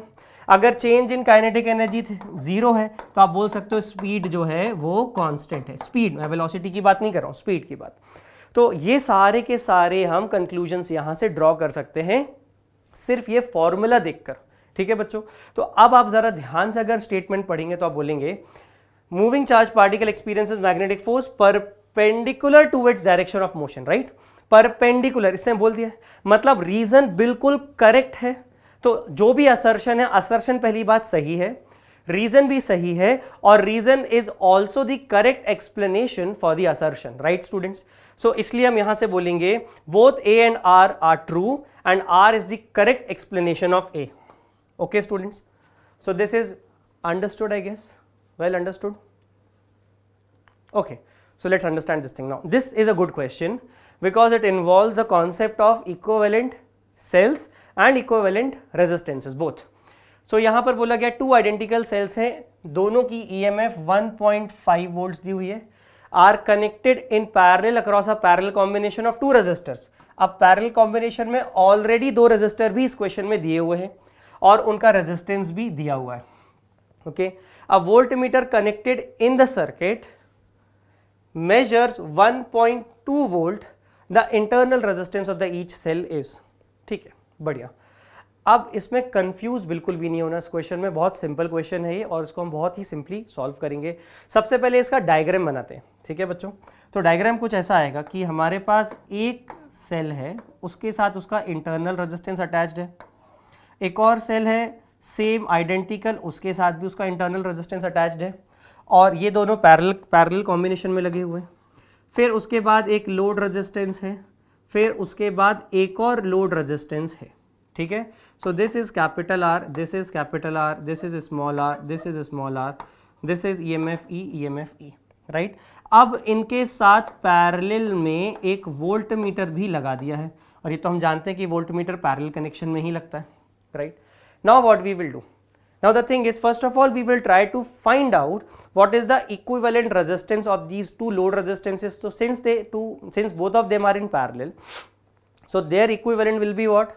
R by 2, capital R by 2, right? So you will say, sir, very simply, this circuit will transform into this, capital R by 2. Now what about the equivalent cell? Internal resistance and equivalent battery, and this is voltmeter. Okay, now what is the equivalent internal resistance and what is the equivalent EMF? So there's a formula, students, if you remember, for equivalent EMF it is E1 by R1 plus E2 by R2 upon 1 by R1 plus 1 by R2. Okay, now here E1, E2, that means the EMFs are same, as the batteries are identical or the cells are identical, internal resistances are also same, so it will become like this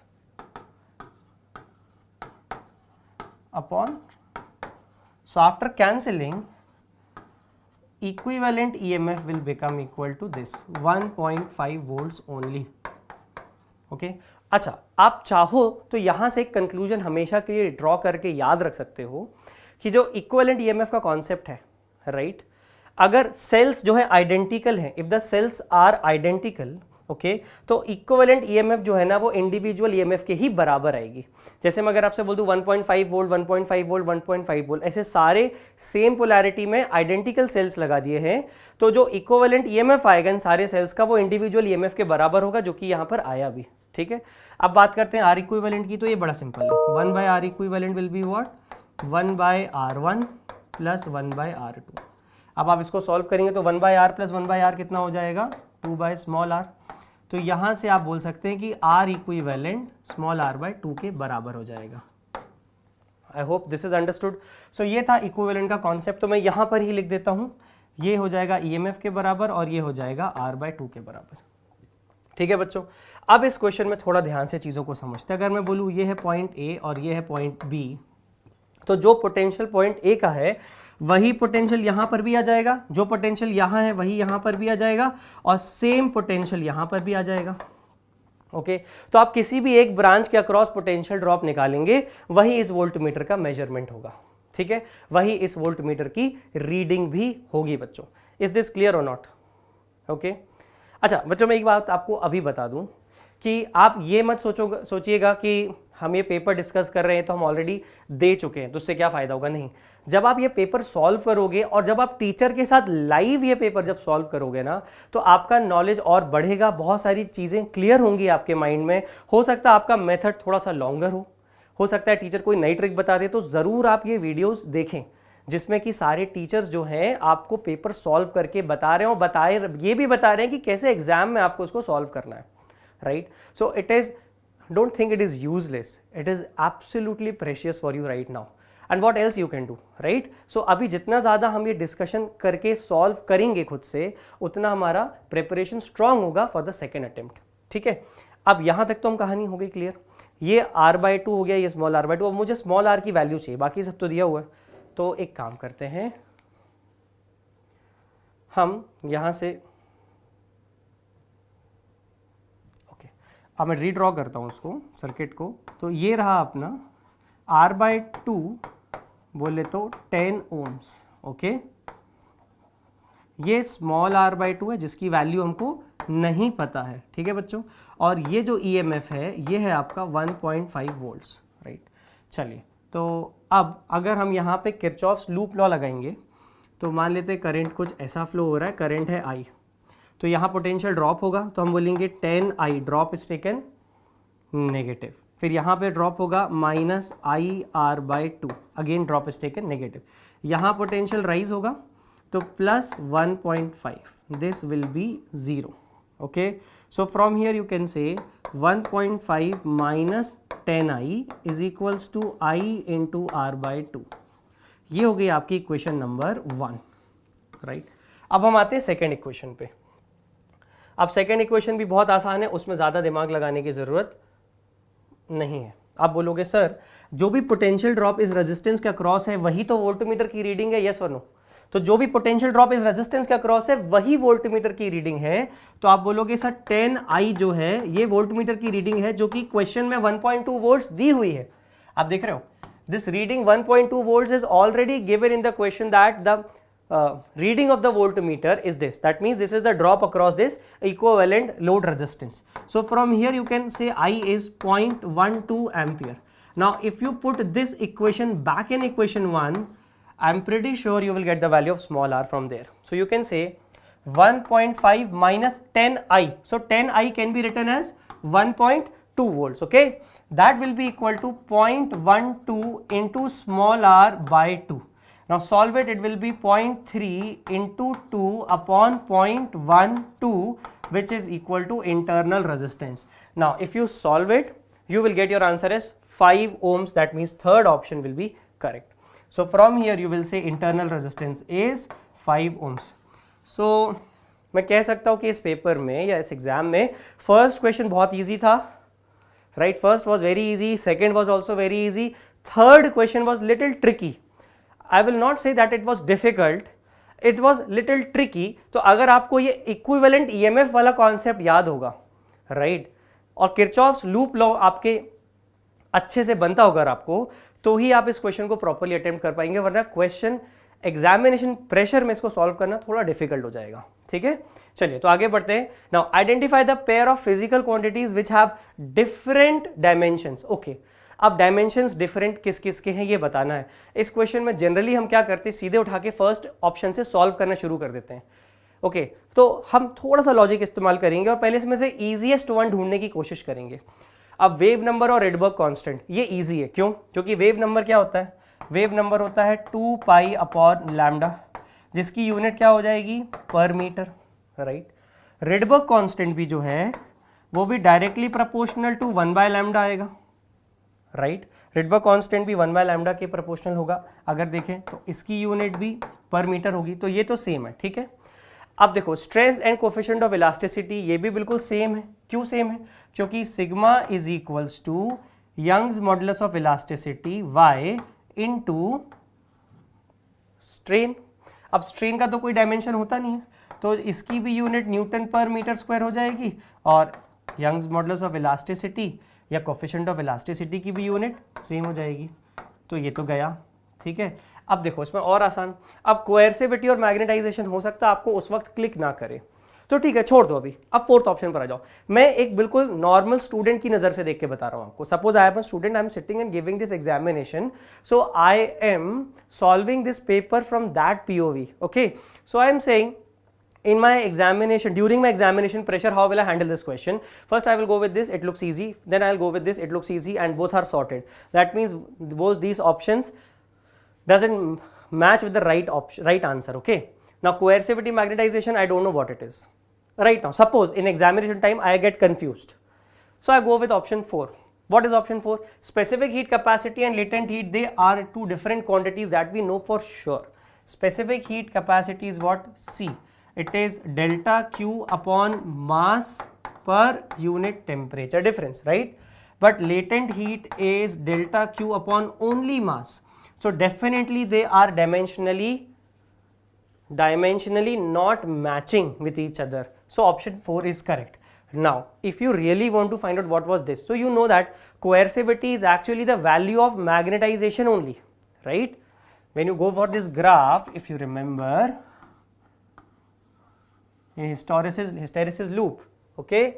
So this is what? This is retentivity, this is coercivity. So this is the graph between what? This is the graph between I and H. So H is what? Magnetization only, na? So coercivity is nothing but magnetization only. So obviously they both represent the same dimension, okay.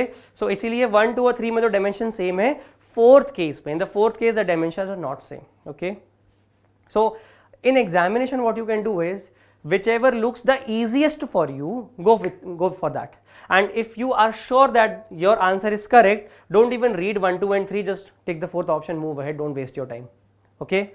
So in examination time you have to be so much vigilant, okay, so much aware and attentive.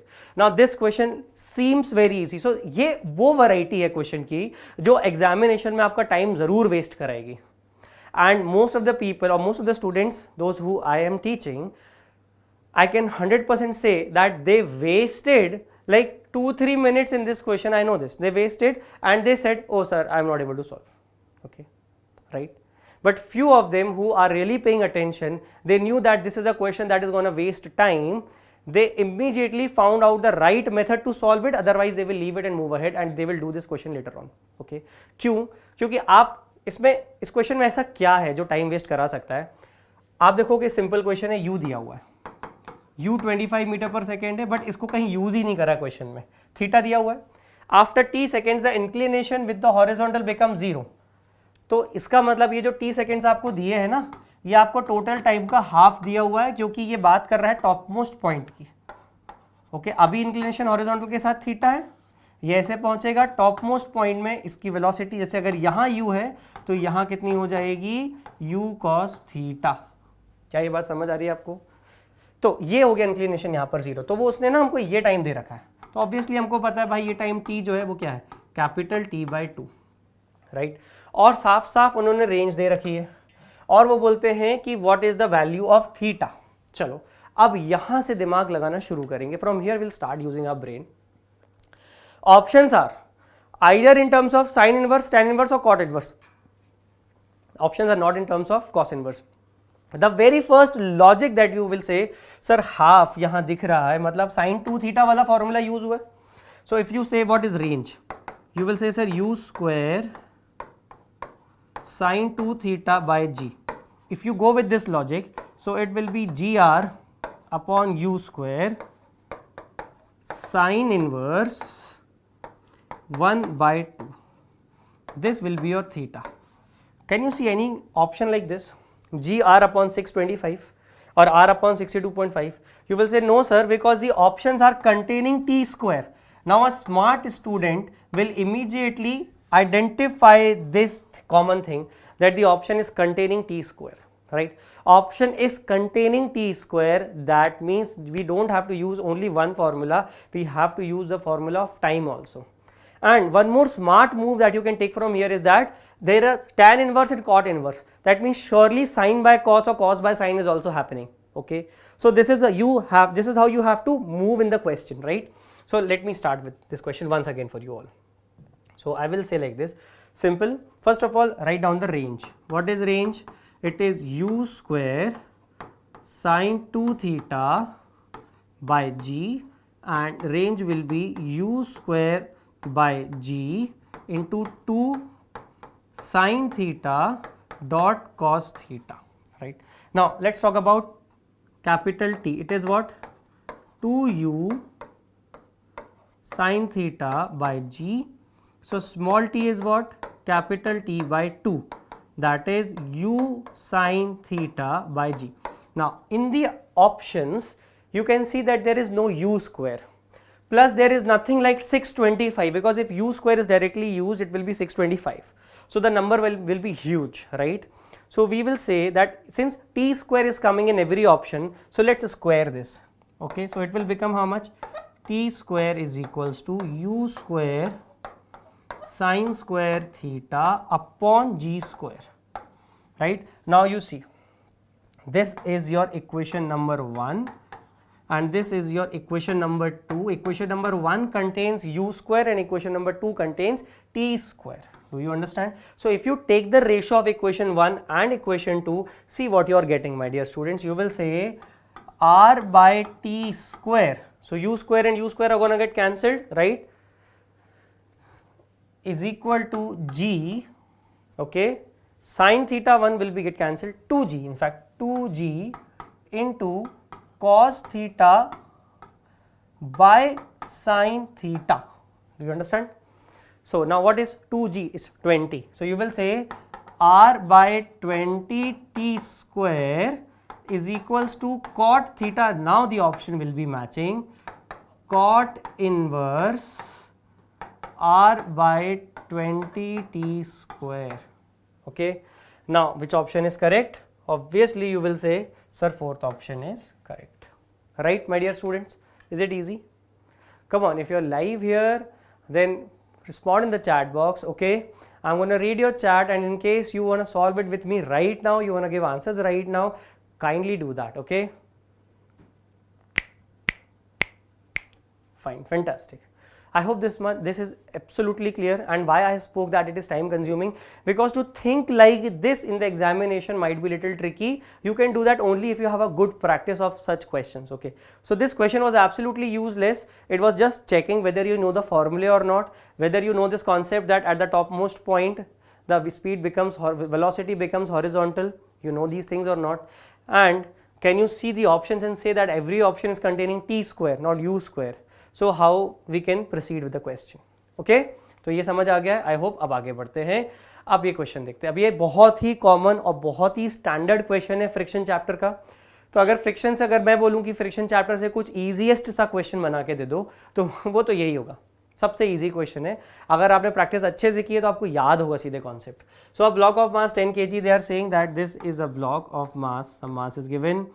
Okay, obviously this is mg downward and this is normal upward, and if it is sliding forward with a certain speed u, then surely the friction will act in the backward direction, and since it is already moving, so it will be kinetic friction, and since they have not mentioned anything about mu k or mu l, so we will say kinetic and limiting friction both will be same, right?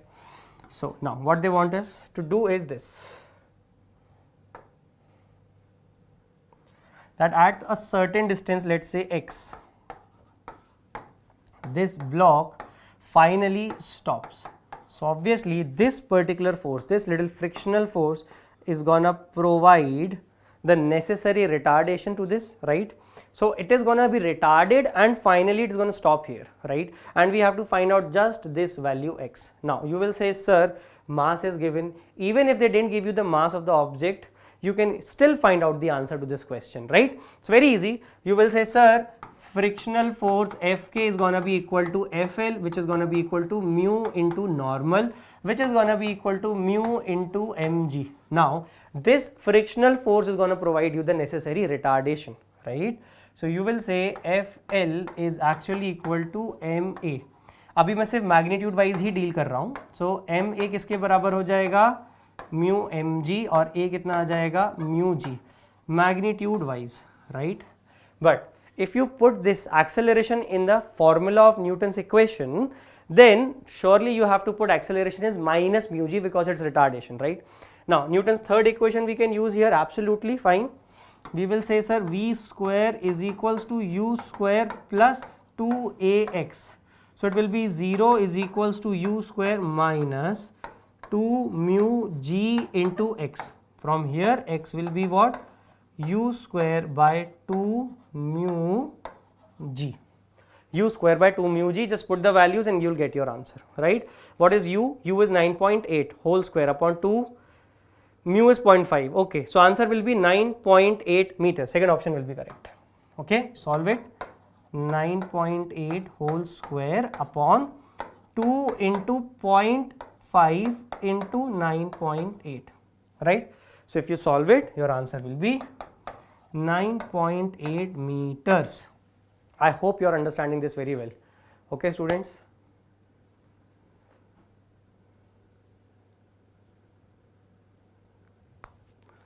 Okay, perfect. So let's move ahead and solve another question. Let's have a look at this question.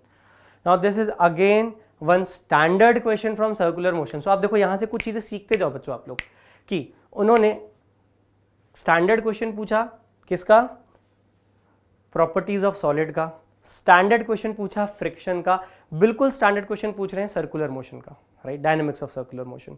तो आप ये देखो कि अगर आप हर topic के, if you are able to solve every topic and at least 3 to 5 standard questions of every topic in physics, surely you will be able to do at least 20 questions out of 30 correctly. I am saying correctly, and those 20 questions if you do correctly are enough. 20 questions will be absolutely enough, right, to get you a good rank.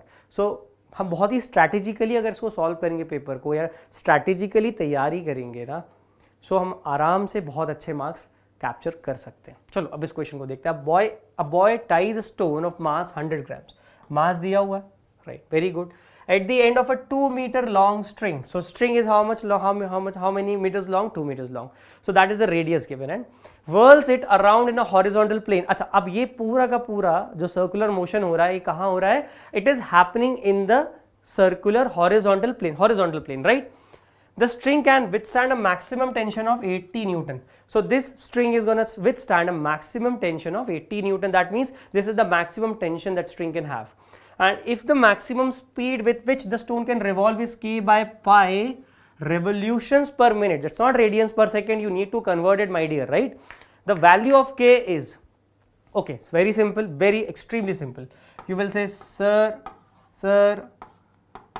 tension T, this is providing you the necessary centripetal acceleration, omega square r, right? So what we will say if it is rotating like this in the horizontal plane about this particular axis, so T max will be equal to m times omega max square times r, right? From here we can find the value of k. Now wait, what is omega? Write down. K by pi, revolutions means one revolution is 2 pi. Minute means 60 seconds. So it is gonna be k upon 30 radians per second. Now let's begin. What is T max? 80. What is m? 100 grams means 0.1 kg into omega square is what? K square upon 900, right, into r, radius is what? 2. Now let's solve it. So you will say, sir, it will be k square will be equal to 2 ones are 2 40s are 400 by 900, that is 4 by 9. So k will be 2 by 3. Do you understand? Okay, so what they need, maximum speed in which the stone can revolve is this. The value of k is, okay, 1 minute.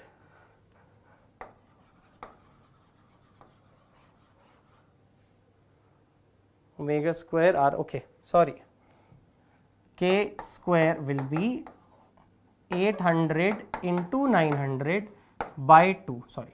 So it will be 400 into 900, and now if you take the under root, it will be how much? 20 into 30, that will be 600. I took the ratio, I should have multiplied. Okay, so answer will be 600. So value of k is 600. That means third option is correct. Okay, students. So this question is very simple and we have simply solved it and got the answer. Okay, now next one is this. Again a very standard question they have given, that this is a droplet. Obviously it is positively charged. Why? Because its weight is being balanced by a vertically existing electric field. So if the electric field is vertically upwards and this drop is balanced, the electric force should have been in the vertically upward direction, which is possible only if this is a positive charge, Q. So this force is how much? QE. Simply in this question we will say that QE is equals to mg. What do they need? They need the value of the charge. So it will be, what is the mass here? 0.1 k, 0.1 grams. Okay, 0.1 grams.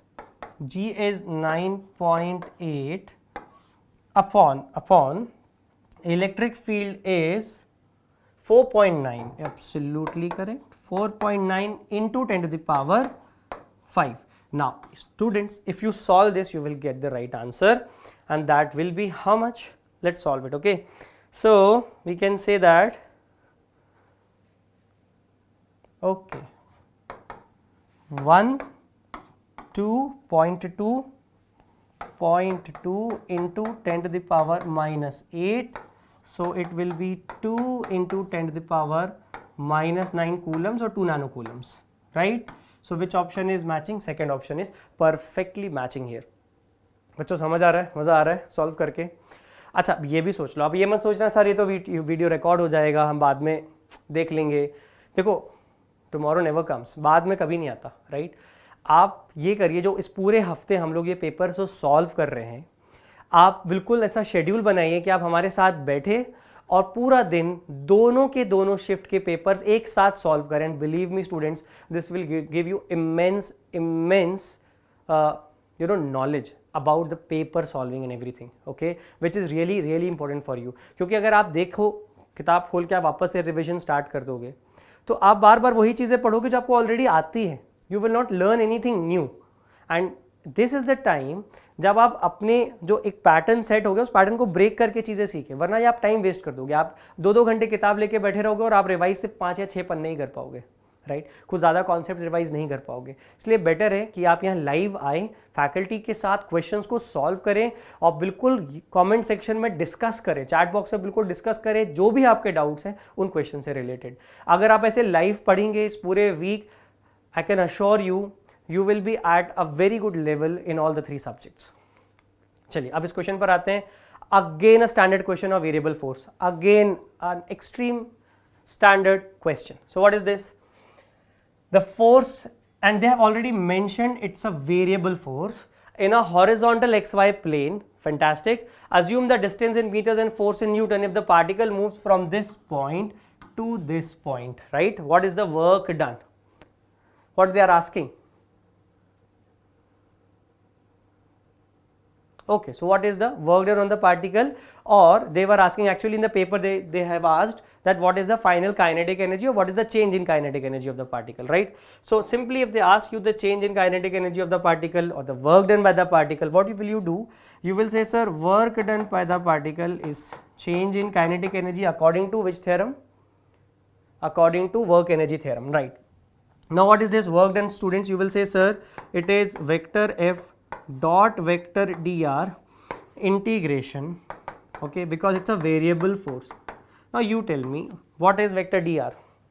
So first of all you will say vector f is this, how much, 4x I cap plus 3y square j cap, right? And vector dr is this, vector dx I cap plus dy j cap. Got it? So if you do f dot dr, vector f dot vector dr, so it will look somewhat like this.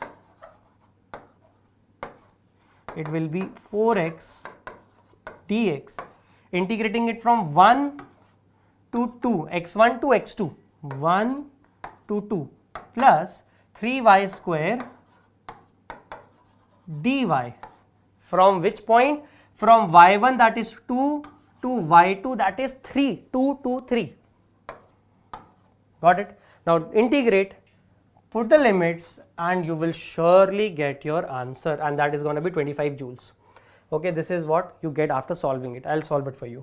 So work done will be somewhat like this, 4x square by 2 from 1 to 2 plus y cube by 3, 3 and 3 will be gone. So it will be y cube from 2 to 3, right?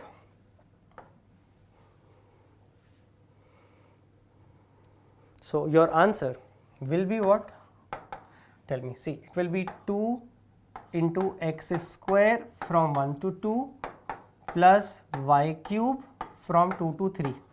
Now 2 2s are 4 minus 1 is 3 2s are 6. So it will be 6 plus 3 3s are 9 3s are 27 minus 8, that is what, 19 plus 6 is how much, 25 joules. Which option is correct? Third option is correct. Did you understand, students? Isn't it easy and simple at the same time? Again, variable force. That means if you're studying the chapter work energy theorem,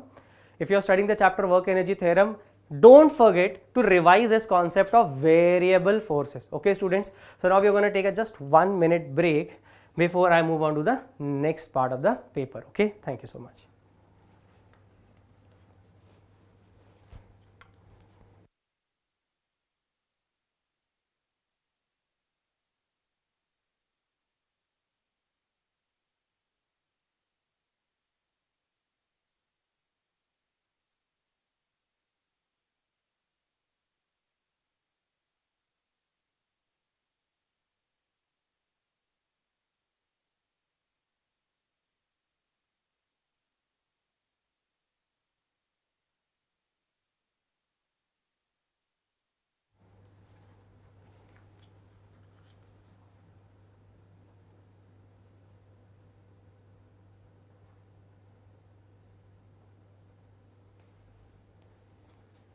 Okay, so I hope this question is clear for all of you. Done? So 25 joules is the right answer. Okay.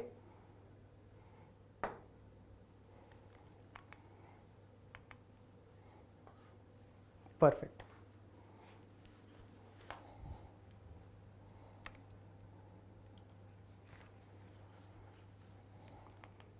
So let's move on to the next question again. अब आगे हम फिर से gravitational chapter पे.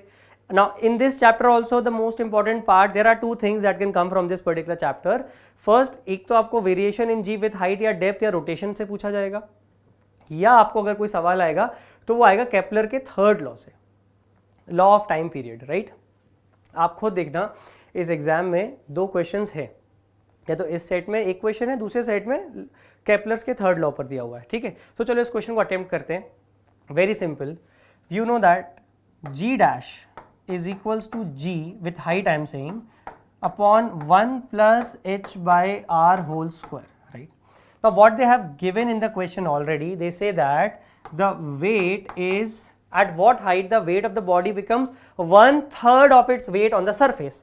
1/3 of its weight on the surface, that means mg dash is 1/3 times mg. So from here you will say, sir, G dash, that means the value of acceleration due to gravity at a certain height is G by 3. I hope it is understood by all of you, right? अब यहाँ से हम आगे बढ़ेंगे, उसको solve करेंगे. तो हमारे पास फॉर्मूला क्या है बच्चों? सबसे पहले फॉर्मूला लिख दो. अच्छा, एक गलती यहाँ पर जो बच्चे करते हैं, they generally tend to use this formula, right? this formula can be used, but this is used only if h is far less than capital R. If the body is very close to the earth's surface, and since g is becoming g by 3, it's not possible that the body is very close. Body must be at a larger distance, at a sufficient larger distance from the surface of earth. That means this particular formula will not be used, because many of the students find this formula quite easy to learn, so hence they learn it and they use it in the wrong aspect only, in the wrong manner, in the wrong position. Okay, you have to use this. This is a general formula for the variation of g with height, right students? So if you're looking for variation of g with height, go with the first standard formula. Okay, now let me solve it for you. So g dash will be what? G by 3 will be equal to g into 1 plus h by r whole square. So from here 1 plus h by r is equals to root 3 and h is equals to root 3 minus 1 into r, that means 0.732 into 6400 kilometer. 0.732 into 6400 kilometer, students, and what will be the answer? Just tell me. After solving this, you will get your answer approximately 4685 kilometer. Okay, 4685 kilometers. This will be your final answer. I hope you are understanding it pretty well, right? So let's take a look at another question. Resistance of 40 ohms is connected to a source of alternating current rated to 20 volts, frequency 50 hertz. Find the time taken by the current to change from its maximum value to RMS value. चलो अब इस question को करने का ना एक बहुत simple तरीका मैं आपको बताता हूँ. ऑब्वियसली ऑल्टरनेटिंग करंट है तो ये साइनोसॉइडली वेरिंग ऑल्टरनेटिंग करंट होगा, राइट? क्योंकि जो भी हम यूज करते हैं इक्विपमेंट्स, उसमें जो भी ऑल्टरनेटिंग करंट आता है, that alternating current is actually sinusoidally varying. ठीक है, तो अगर मैं करंट का ग्राफ देखूं तो वो कुछ ऐसा आएगा, राइट? ओके, सो पीक वैल्यू से वो आरएमएस वैल्यू पे जब जाएगा, तो अगर मैं आपसे बोलूं पीक वैल्यू अगर आई नॉट है तो RMS value I naught by root 2 है. अगर वो 1 से 1 बाय रूट 2 के तरफ जा रहा है तो कितना फेज चेंज होगा आप बताओ. अगर ये पाई बाय 2 है तो ये पाई बाय 4 और आगे जाएगा, मतलब ये लगभग 3 पाई बाय 4 हो जाएगा. सो ये जो डिफरेंस है, फेज का कितना डिफरेंस आया मुझे उससे मतलब है. ये what is the phase difference that occurred when the current fell from its peak value to its RMS value. Okay, now let me solve it for you. You will say, sir, when the current is maximum, when current is equals to I naught, phase is equal to pi by 2, and when current is its RMS value, okay, then phase is 3 pi by 4. So what is the phase that it has passed in going from peak value to RMS value? You will say, sir, change in phase, that is omega delta t will be equal to pi by 4, right? So omega delta t, this is what? This is the graph of omega t, right? This is the graph of omega t versus current, right? Phase versus current. So omega delta t is pi by 4. So omega is what? 2 pi into frequency into delta t is pi by 4. Okay, now we can solve it from here. What they have given us? They have given us 50 hertz the frequency, that is the only thing that is important here. So 100 pi it will become 100 pi. So I guess delta t will be 1 upon 400 seconds, which will be 2.5 milliseconds, right my students? So it will be 2.5 milliseconds. So which option is correct? Third option will be absolutely correct here.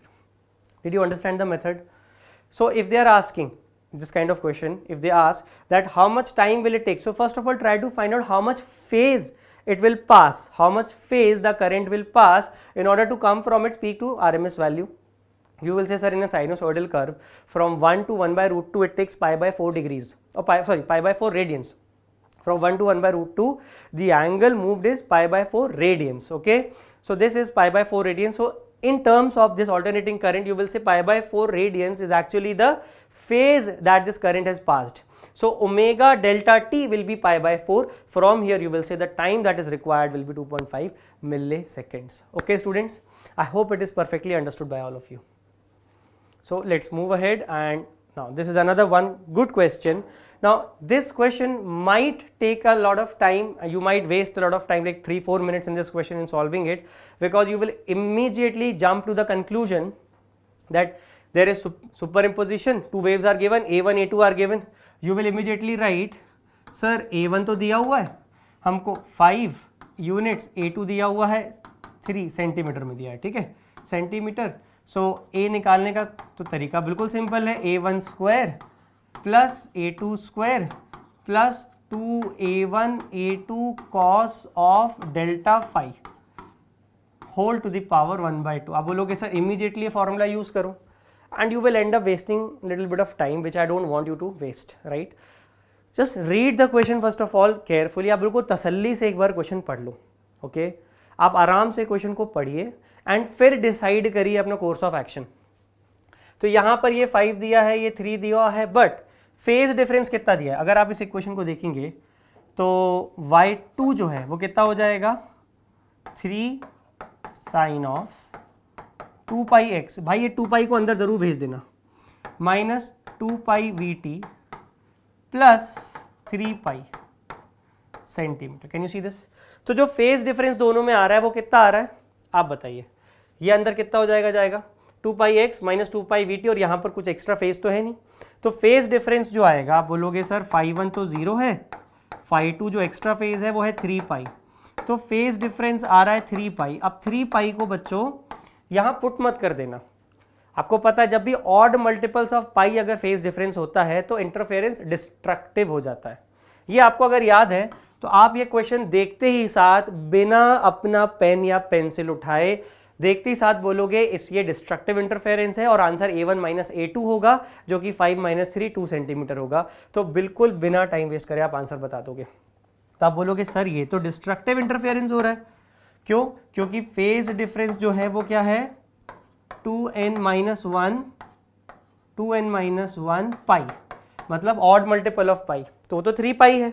If it is 3 pi that is odd multiple of pi phase difference, then it is destructive interference, and A will be what, A1 minus A2, 5 minus 3, it is 2 centimeter. I hope it is understood students. Right? Students, please do this paper discussion with me, right? Solve these questions with me, because you can learn a lot of things from here rather than revising it from your books, okay? आपको मैं बता रहा हूँ, experience से बता रहा हूँ कि एग्जाम के जो कुछ दिन का पहले का समय होता है, जबकि आप एक अटेम्प्ट पेपर दे चुके हो, है ना, आप एक बार अटेम्प्ट कर चुके हो एग्जाम को, ये बेस्ट टाइम होता है कि आप पेपर्स को फिर से सॉल्व करें. आपके पास 12 सेट्स अवेलेबल है, राइट? और 12 सेट्स आपको बहुत कुछ सिखा सकते हैं, बहुत कुछ अच्छा रिवीजन आपका करा सकते हैं.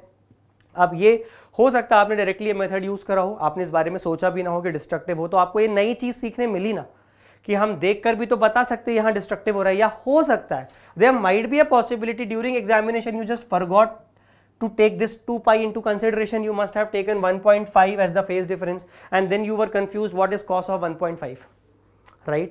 So ऐसे doubts examination pressure में आ सकते हैं, इसलिए मैं कह रहा हूँ इन पेपर्स को अच्छे से एक बार सॉल्व कर ले ताकि सेकेंड अटेम्प्ट में हम तरीके से एग्जाम को फोड़ सकें, राइट? चलिए अब इस क्वेश्चन पर आते हैं, और ये वो क्वेश्चन है जो कि बहुत सारे लोग कह रहे हैं कि बोनस होगा. कुछ कोचिंग इंस्टीट्यूट्स है या कुछ लोग हैं जो बोल रहे हैं, कुछ टीचर्स है बोल रहे हैं बोनस होगा, बट मुझे नहीं लगता ये बोनस होगा. इसका आंसर सी ऑप्शन दिया हुआ है एनटीए के की में, और इसका I also feel C option is correct, okay? अब इस क्वेश्चन को बहुत ही अच्छे से सॉल्व करना, और जो भी बच्चे मुझसे पढ़े हैं उन्होंने ये क्वेश्चन ज़रूर सही किया होगा, क्योंकि मैं उनको हमेशा बताता हूँ जब कभी भी कोई question magnetic effect of electric current से आता है तो ज़रूर आप यूनिट पे ध्यान दीजिएगा कि यूनिट कौन सी है. यूनिट देख के आप जरूर पहचान जाएंगे कि एग्जैक्टली वो क्वांटिटी क्या है, क्योंकि बहुत सारे बुक्स में बहुत सारी जगह मैग्नेटिक इंटेंसिटी और इंटेंसिटी ऑफ मैग्नेटाइजेशन को सेम मान के करा जाता है काम। हम मैग्नेटिक इंटेंसिटी बोलते हैं बी की स्ट्रेंथ, मैग्नेटिक फील्ड की स्ट्रेंथ, और कई बुक्स में मैग्नेटिक इंटेंसिटी को रेफर किया जाता है इंटेंसिटी ऑफ मैग्नेटाइजेशन से, जो कि H होता है, राइट, या फिर I होता है। तो ये जो कंफ्यूजन है, राइट, वो यहां पर आ सकता है। तो लोगों ने क्या करा, इसको क्वेश्चन को सॉल्व करते वक्त इसको बी मान लिया मैग्नेटिक फील्ड और सॉल्व कर रहा हो, तो आंसर मैच ही नहीं हो रहा है। ठीक है, यहां से कुछ भी आपका आंसर मैच नहीं होगा। ये एक छोटी सी प्रॉब्लम इस क्वेश्चन में क्रिएट हो जाती है। तो इसको सॉल्व कैसे करना है, पहले तो आपके इलेक्ट्रोमैग्नेटिक वेव्स के कॉन्सेप्ट क्लियर होने चाहिए, फिर उसके बाद में ये इलेक्ट्रोमैग्नेटिक वेव्स का ही सवाल है, एक्चुअली देखा जाए तो इलेक्ट्रोमैग्नेटिक वेव्स का सवाल है, और एक कॉन्सेप्ट उन्होंने electromagnetic effects of electric effect sorry magnetic effects of electric current से उठा लिया है। तो let's do this question first of all. A plane electromagnetic wave travels in a medium of relative permeability. So they have given us the relative permeability mu r. What is this? 1.61. And relative permittivity also they have given, which is 6.44. Right. Now let me start with this. First of all, do you know this formula? C is 1 by root over mu naught epsilon naught. And if the light is traveling in another medium, if the light is traveling in any other medium, it will be 1 by root over mu epsilon, right? And if you take this ratio,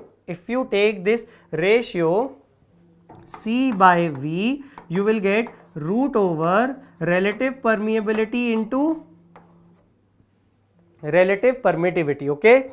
Now, from here we will say that, sir, C by V is coming out to be 6.44 into 1.62, 1.61, okay, sorry, okay, 1.61 into 6.44 into 6.44 under root, right?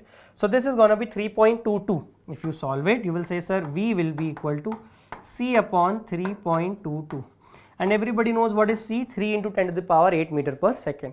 From there you will get the value of V. Now, one relationship that is very important in electromagnetic waves, I will write that relationship there and will try to explain you from there, that magnitude of the electric field is equals to velocity times magnitude of the magnetic field.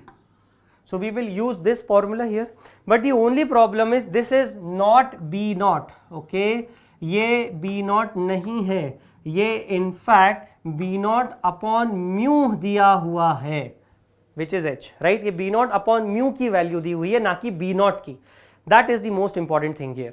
So you will say that E naught will be equal to speed. What is the speed? C, that is 3 into 10 to the power 8 upon 3.22 into, now what is the magnetic field here? You will say, sir, it will be 4.5 into 10 to the power minus 2 into mu, mu not नहीं, mu, अच्छा mu कितना होगा? Mu होगा mu r into mu naught, right? अब mu r कितना दिया है? 1.61 into mu naught कितना होता है? 4 पाई दिया है इसमें, 4 पाई into 10 to the power minus 7. Now, अब इस पूरे डेटा को अगर आप सॉल्व करते हैं तो आपके पास एग्जैक्टली आंसर 8.48 आ जाएगा। तो यहां से आप बोलोगे E नॉट आएगा 8.48 volt per meter, volt per meter. Did you understand this thing? ये बहुत कम लोग आइडेंटिफाई कर पाए थे एग्जामिनेशन के टाइम भी। During the examination very few students were able to identify this fact because of the unit. They didn't check the unit, they just read this line, magnetic intensity.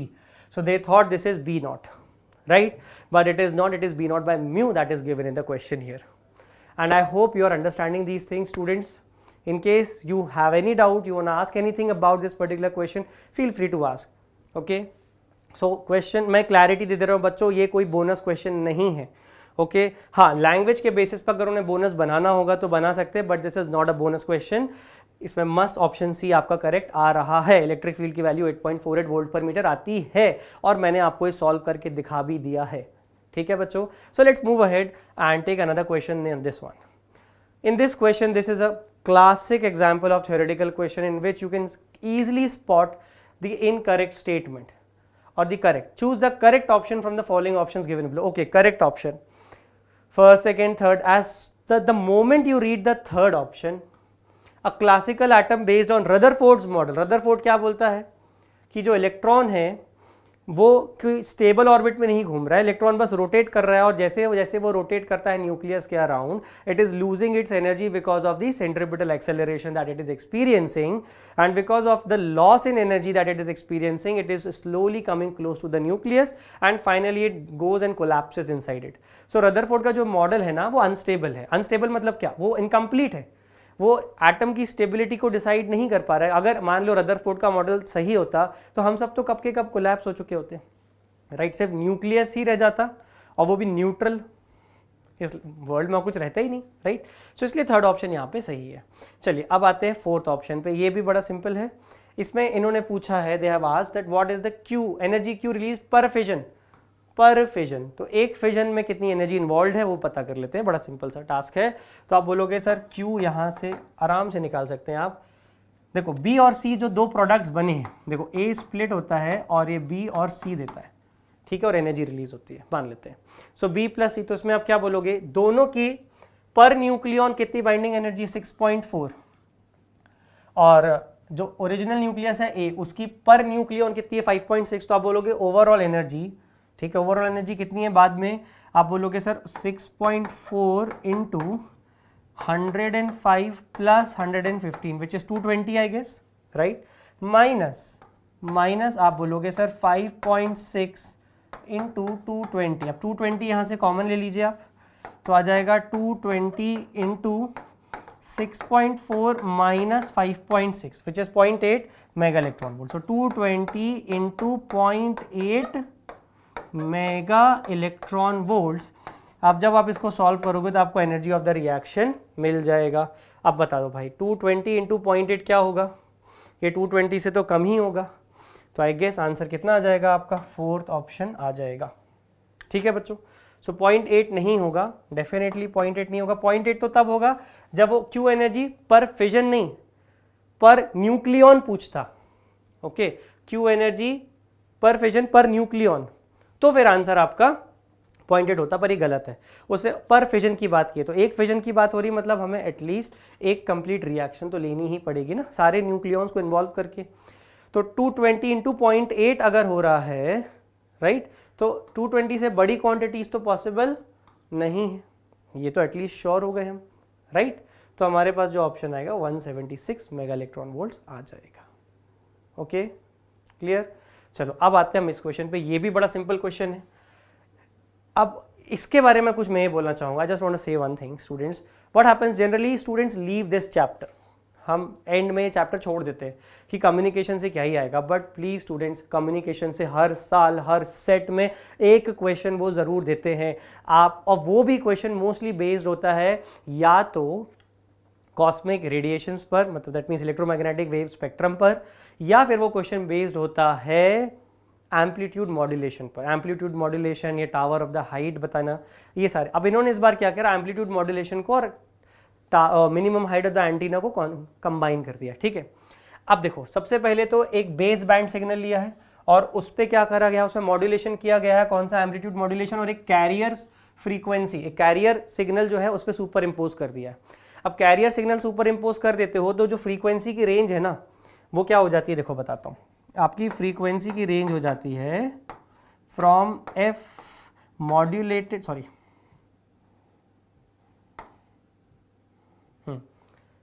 ये base band है, इसको हम बोलेंगे F M, और वो है carrier signal F C. तो ये हो जाएगा F C plus F M, ये मैक्सिमम वैल्यू रहेगी, और जो मिनिमम वैल्यू रहेगी वो कितनी रहेगी, F C minus F M. तो variation F C minus F M से लेकर F C plus F M होगा. अब दूसरा कॉन्सेप्ट है कि एंटीना की हाइट मिनिमम कितनी होनी चाहिए, what should be the minimum height of the antenna. You will say sir minimum height of the antenna will be lambda minimum by 4. ठीक है.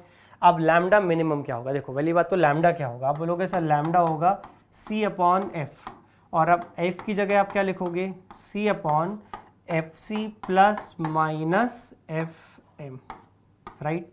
अब इसमें क्योंकि लैम्डा मिनिमम चाहिए तो FC प्लस FM, डिनोमिनेटर को हम मैक्सिमाइज करेंगे तभी तो लैम्डा हमारा मिनिमाइज होगा, तो FC plus FM we will do. So you will say sir H minimum will be, lambda minimum will be what, C/FC plus FM into 4. ठीक है, अब ध्यान रहे वो गीगाहर्ट्ज में दिया है, ठीक है, वो गीगाहर्ट्ज में दिया है, इसलिए आप बोलोगे सर FC जो है वो है 3.5 गीगाहर्ट्ज, बोले तो क्या, चलो गीगाहर्ट्ज ही रहने दो अभी उसको, और FM कितना है 3.5 megahertz, that means 3.5 into 10 to the power minus 3 gigahertz. अब आप 3.5 में 0.0035 ऐड करेंगे, ठीक है, और यहाँ पे सारे वैल्यूज रख के सॉल्व करेंगे तो आपका जो एग्जैक्ट आंसर आएगा सॉल्व करने के बाद वो आएगा 21.4 मिलीमीटर, राइट. तो यहाँ पे बस वैल्यूज पुट करना है and you will exactly get the answer 21.4 mm. So third option will be correct, right students? Now let's move on to the next question.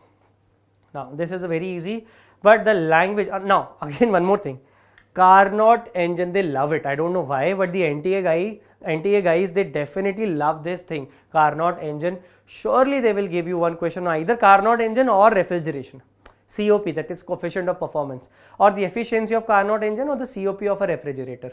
So these things I don't know why they have fallen in love with, they definitely ask these things every year, okay. So a Carnot engine whose heat sink at 27 degrees Celsius, that means what they have given clearly what is T2, it is 300 Kelvin, efficiency is 25%.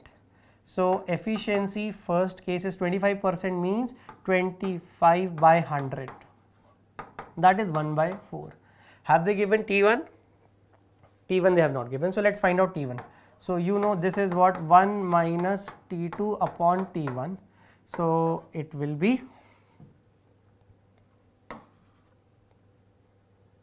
1/4 is equals to 1 minus 300 upon T1.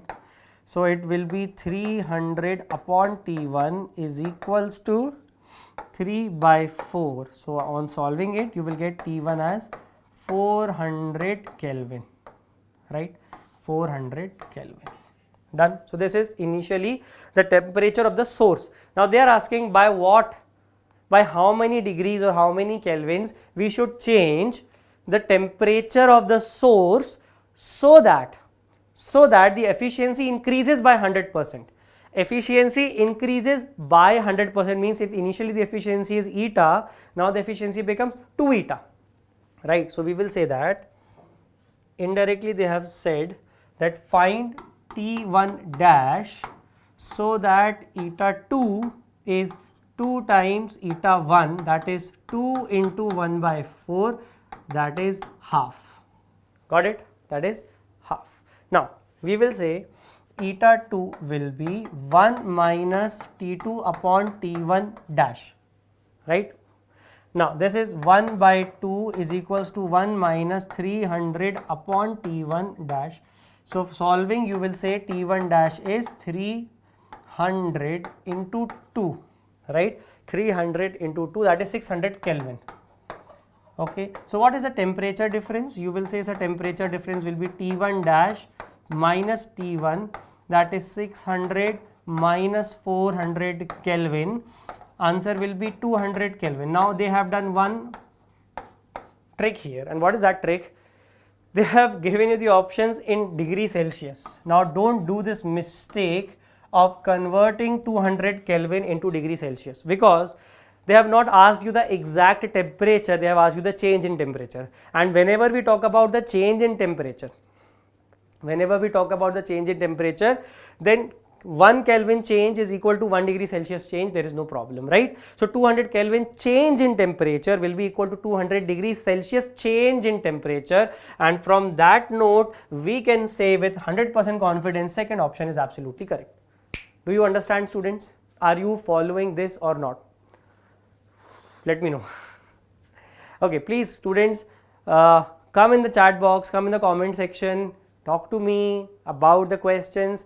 In case you are feeling, if you feel that there is any other method, if you feel there's any other method to this question, feel free to tell me in the chat box. If you feel that you want me to repeat this solution, or you want to understand this once again, anything, any problem, tell me in the chat box. Okay, tell me in the comment section. So now let's begin with capacitor. Again, in capacitor, make a note, question on dielectric insertion will definitely come.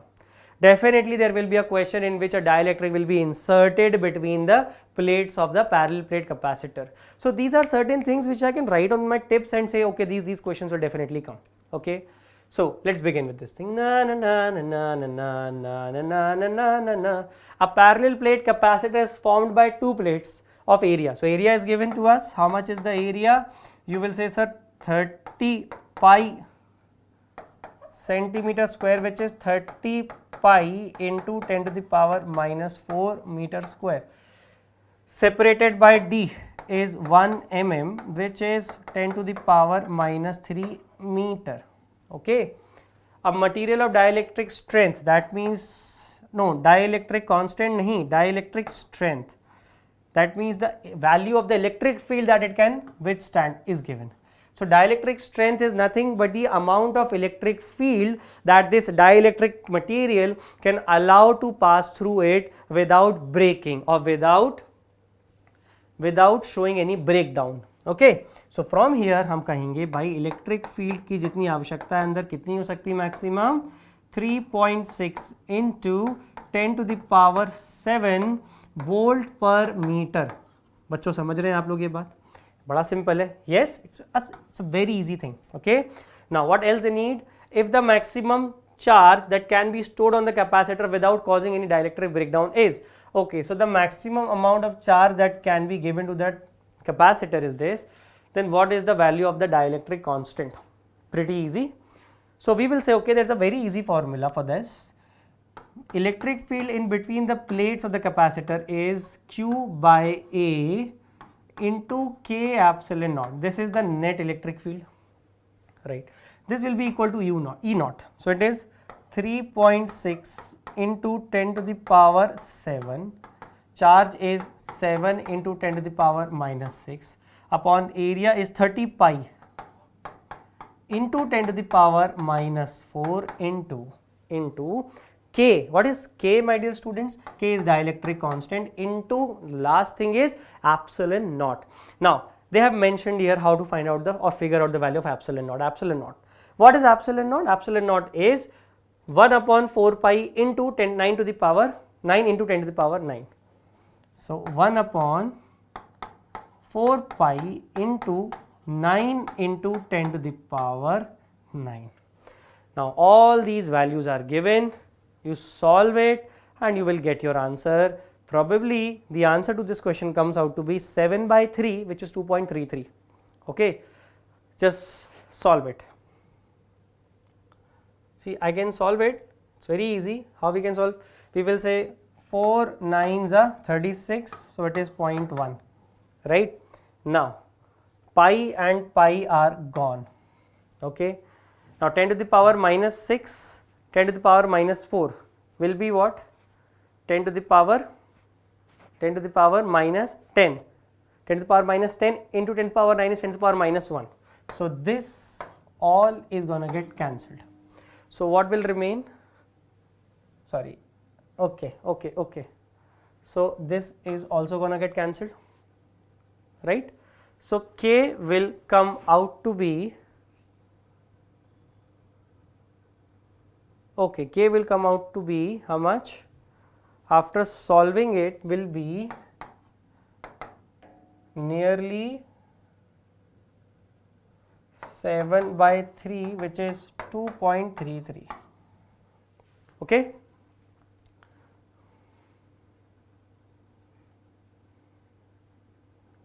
Fantastic. Okay. So I don't think there is any issue or any problem here. Fantastic. So it will be 2.33. Now let's move ahead and do this question. Now this is again a very simple question. If you just remember the formula, there is no issue. So in a current carrying coil like this, and this is the axis. Here if they want you to find out the magnetic field, so what is the formula? You will say, sir,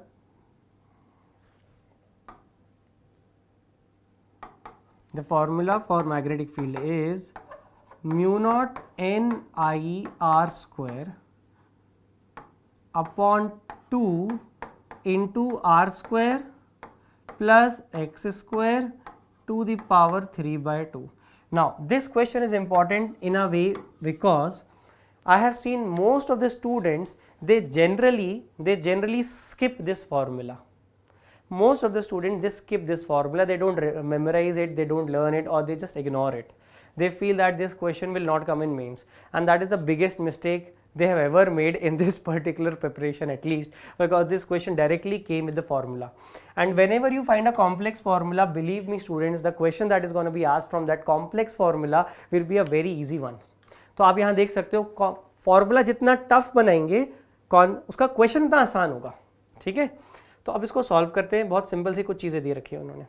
centre पे मतलब जब x 0 है तो magnetic field कितनी दे रखी है, B1, let's say it is what, mu naught I upon 2r.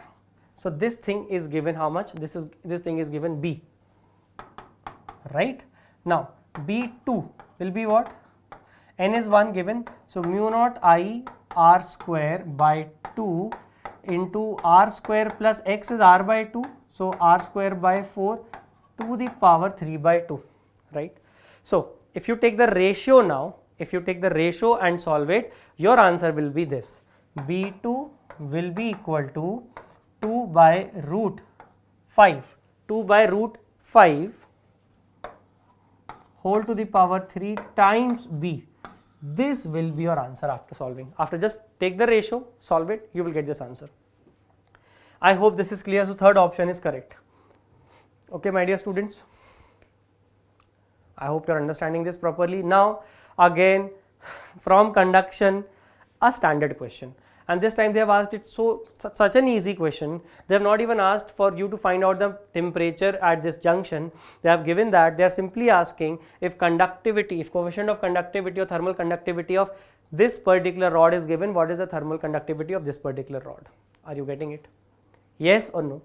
Very easy, very simple. What you will do, you will say, see, once the steady state is achieved, once the steady state is achieved in the process of conduction, the amount of heat entering at one end and the amount of heat exiting at one end will be same, at the other end will be same. That means we will say delta Q by delta T. If I talk about this rod, it will be how much? K1 A1 upon L1 into T1 minus T0. Let's say this is T1, let's say this is T0, okay. So, and delta Q by delta T for other rod, you will say, sir, it will be K2 A2 upon L2 into T0 minus T2. If I say this is T1, this is T0 and this is T2, right. So because of the steady state situation, these energy flow rates or heat flow rates will be same. So from here you will say, sir, K1 A1 by L1 into 100 minus 80 will be equal to K2 A2 by L2 into 80 minus 0. Now look carefully, A1 and A2 are same because as you can see the rod, both the rods are absolutely uniform and they are completely matching here. There is no change in area as I can see at least. So A1 and A2 are same, they will get cancelled. Length wise one is 16, another one is 8. Okay, so you can say K1 upon 16 into 20 is equals to K2 upon 8 into 80, right. So let me solve it for you. 8 ones are, 8 twos are, 2 ones are, 2 tens are and cancelled, right. So K2, K1 will be 8 K2, K1 will be 8 K2 and K2 is given K. So 8K is the right answer. Do we have this option? Yes, second option is 8K and that is what we will get here. I hope it is absolutely clear and understood by all of you by all means. Okay, now again this question, this is also a very easy and simple one. So what we will do here, they have given us the mass of the nitrogen, that means N2 diatomic, right? Now let me start. First of all, what is number of moles in this question? You will say, sir, m by molecular mass. So it is 0.056 into 1000 grams upon 28 grams. So I hope this will come out to be 2 moles. Okay, now since it's a nitrogen diatomic gas, degree of freedom will be 5, right?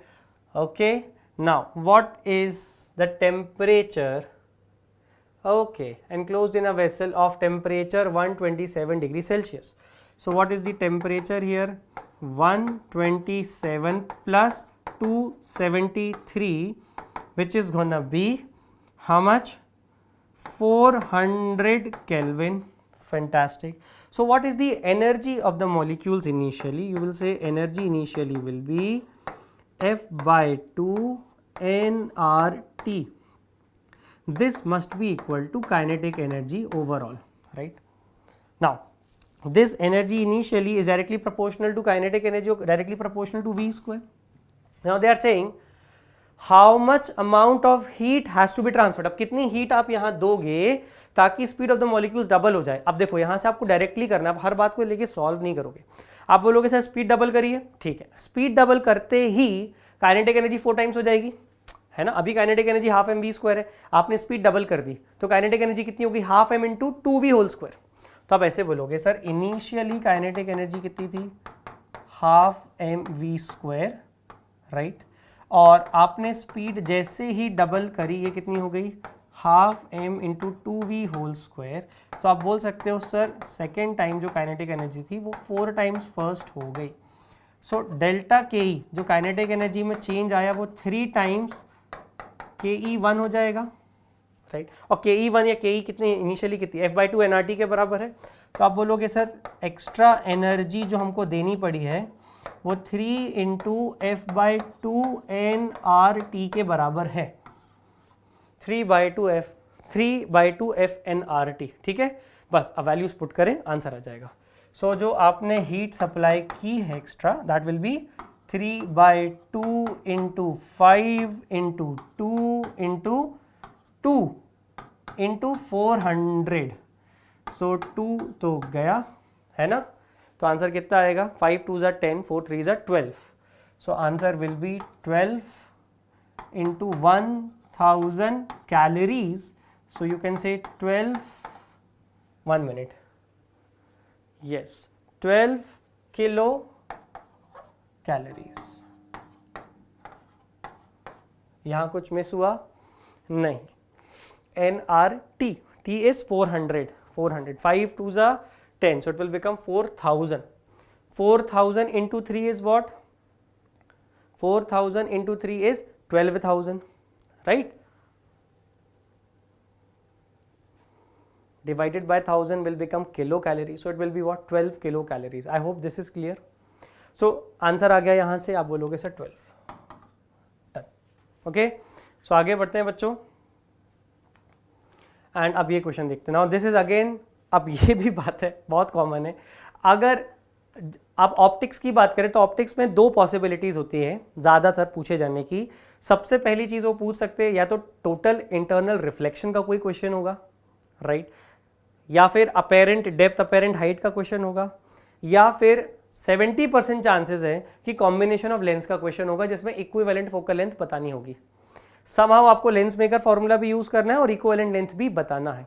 तो ऐसे questions ही आते हैं geometrical optics से.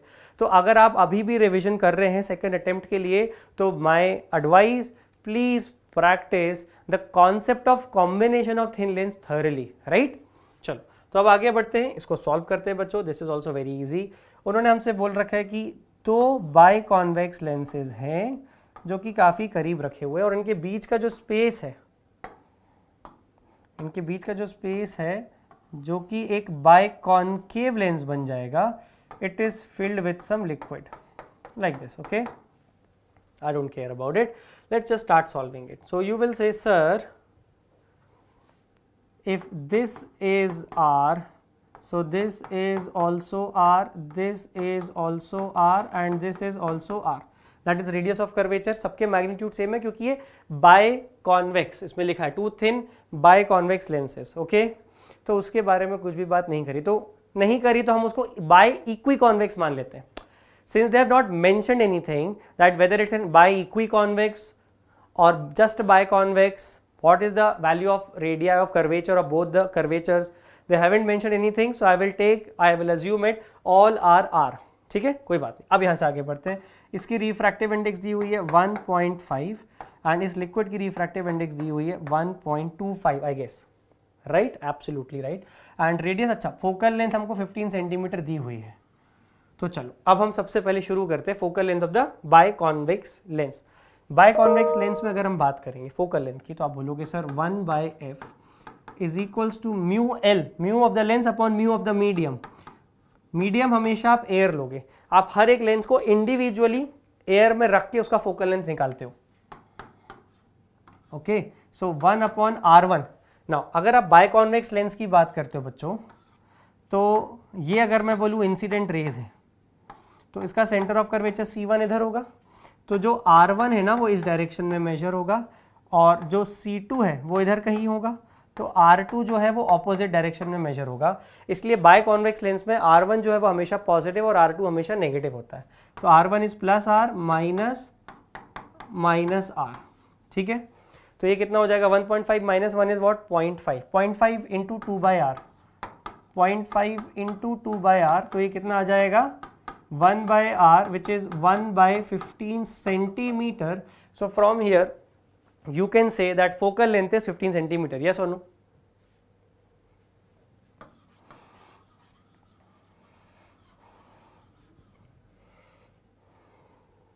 So focal length is 15 centimeter.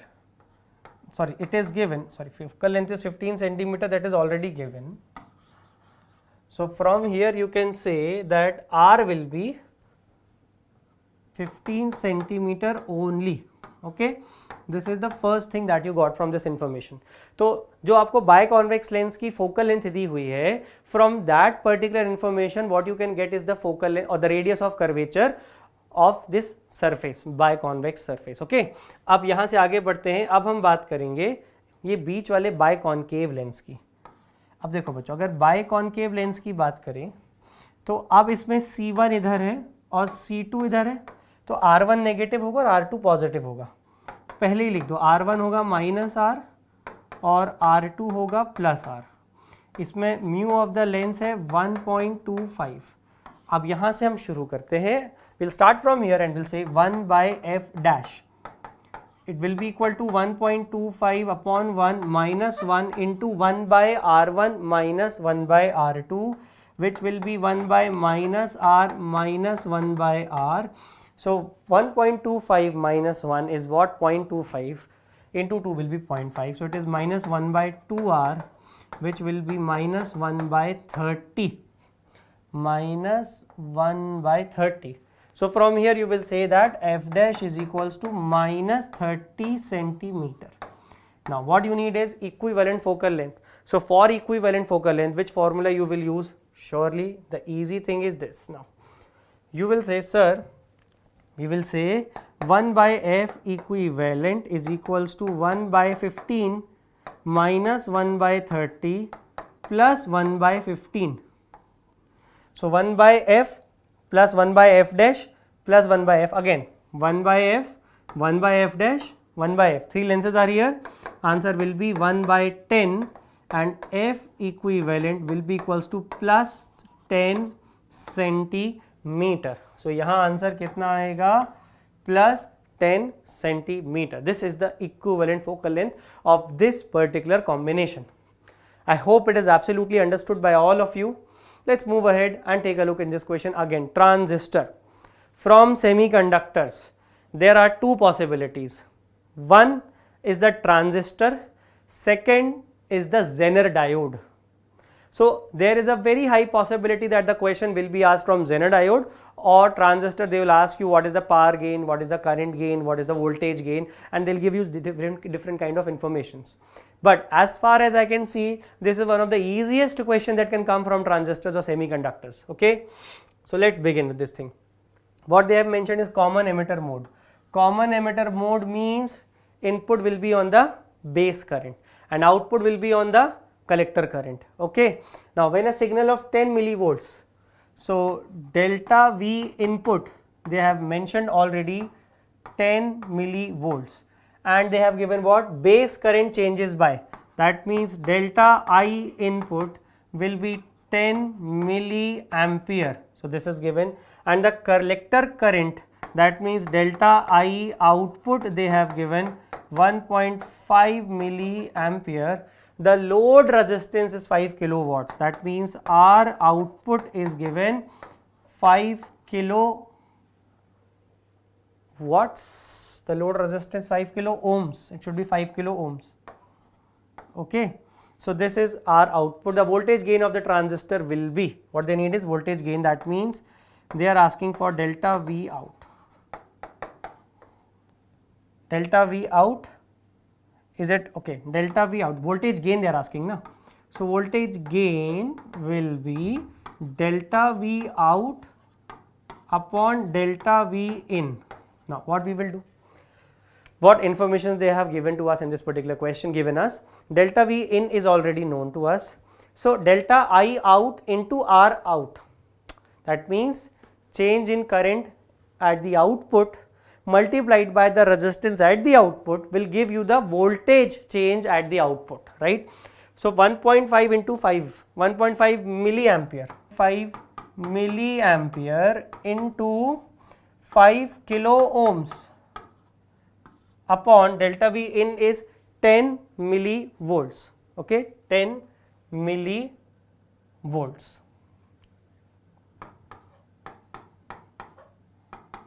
Now let's solve it. So what will this be? It will be 1.5 into 5 is 7.5 upon 10 into 10 to the power 3. 0.75 into 10 to the power 3, your answer will be 750. This is voltage gain, 750. So the voltage gain of the transistor will be 750. Did you understand this thing? So this is your answer for this particular question. Okay students, now let's move on to the next question. Very easy, very easy. The data might confuse you, but the question is really easy. As shown in the figure, an inductor of inductance L is given. What is this? L is connected to an AC source of EMF. So this, they always give you RMS value. ERMS is given, my dear students. They have not given you any E naught, not peak value. Frequency bole to F is given to you, right? So ERMS, F and L are given. The instantaneous voltage of the source is 0 volt, doesn't matter. When the peak value of the current is root A by pi, the value of A is. So they want you to find out I naught, right? How will you find out I naught? Just tell me this. Simple. You will say, sir, I naught is E naught upon Z. Z is what? Impedance. But since it is a purely inductive circuit, Z will be equal to omega L, right? Or I should say Z will be equal to XL, that is inductive reactance, okay? So I naught will be equal to, E naught will be what? Root 2 times ERMS upon omega L. Now it will be root 2 into 220 upon omega is what? 2 pi into frequency. Frequency is 50. L is 200 millihertz. I am so sorry, millihenry. Okay, now let's solve this and let's see what is our answer. So 1, 2 gone, right? This is gone. Now 2 into 50 is what? 100. 2 into 50 is what? 100. This is also gone. So you will say 22 upon 2 is what? 11. So you will say, sir, 11 root 2 upon pi. 11 root 2 upon pi, this is the peak value of current, which in this question they have mentioned is root A upon pi. So definitely pi and pi will get cancelled, and if you square both the sides, you will say, sir, A is 121 into 2, that is 242. So your answer for this particular question will become 242. Did you understand? I hope you are getting this, you are understanding this, and it is easy, okay, and it is really easy. इसके बाद हम दूसरे question पर आते हैं. Okay, now sodium light of wavelength 650 nanometer and 655 nanometer. So they have used two wavelengths, okay, so dichromatic source used to study diffraction at a single slit of aperture. So what informations they have given? They have given lambda 1. They have given us lambda 1, which is what? Lambda 1 is 650 nanometer. Then they have given us lambda 2, which is 655 nanometer. And after that, aperture A is given 0.5 millimeter. Capital D is given 2 meters. Okay. So what is the height of the first maxima? You will say, sir, it is very simple. Where it is? Okay. It will be 3 by 2 into, see, the thing is,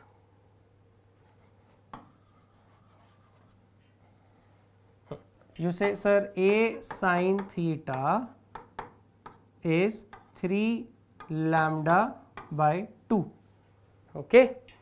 So sin theta will be 3 lambda by 2a, 3 lambda by 2a. Did you understand? Now, so height will be 3 lambda by 2a into capital D, right? So if they are asking you the difference in height, it will be 3 by 2 into capital D by a into lambda 1 minus lambda 2. You put the values, your answer will come out to be 3 into 10 to the power minus 5 meters. So here you will put 3. Okay, students. So this is again the simple formula of diffraction, single slit diffraction. Now one question again from photoelectric effect will also be asked. अब ये भी एक बड़ी common सा fact है students कि photoelectric effect के question जरूर आते हैं, ठीक है. फोटोइलेक्ट्रिक इफेक्ट में जो आइंस्टीन इक्वेशन है that is important and it keeps coming every year, तो डेफिनेटली ये इंपॉर्टेंट है, इसको भी देख लेते हैं. सो इन्होंने बोला है कि जो एक्सटर्नल फ्रीक्वेंसी है फर्स्ट केस में that is 2 times the threshold value, then it is increased such that the frequency of incident radiation is increased to 5 times the threshold value, right? So now what we will do, we will say the formula is this: h nu 1 minus h nu naught is half m v1 square and h nu 2 minus h nu naught is half m v2 square. अब ये क्या है? This h nu 1 is the energy in the first case of the photon, h nu naught the work function हुआ, h into threshold frequency work function है, ये अगर work function है, ठीक है. अब आप चाहो तो यहाँ से रेशो लेके फटाक से सॉल्व कर सकते हो. आप यहाँ पे रेशो लो, देखो आंसर तुरंत आ जाएगा. न्यू 1 कितना है? 2 nu naught, right? 2 nu naught. So 2 minus nu naught will be what? h nu naught upon 4h nu naught. This will be equal to v1 upon v2 whole square.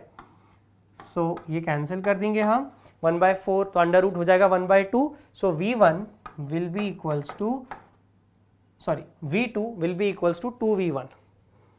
v2 will be equals to 2v1. यहाँ से आ जाएगा answer आपका, v2 हो जाएगा 2v1 के बराबर. I hope you are understanding this thing. Okay students, this is simple. चलिए अब आगे बढ़ते हैं, इस क्वेश्चन पर आते हैं. Okay, from the top of a tower a ball is thrown vertically upwards. तो एक क्वेश्चन जल्दी से समझते हैं बच्चों. एक बॉल को ऊपर छोड़ा गया, लेट से u स्पीड से छोड़ा गया, राइट? तो ये टॉप मोस्ट पॉइंट तक जाएगा और हाइट h नीचे आ जाएगा. कितना टाइम लग रहा है उसको? 6 सेकेंड्स. सेकेंड केस में सेम स्पीड से बट नीचे की तरफ फेंका है, तो वो कितने देर में आ रहा है? 1.5 सेकेंड्स। तो लास्ट केस उन्होंने बोला है कि if it is just dropped from here, in how much time will it come back to the ground? Okay, simple. So I'll just tell you what are the equations that you have to use in this particular question. So the equations are, number one, you will use this equation, y delta y is equals to ut plus half at square. Now everybody knows that displacement is minus h because this is the initial position, this is the final position. So minus h is equals to u into 6 minus half into g into 6 square.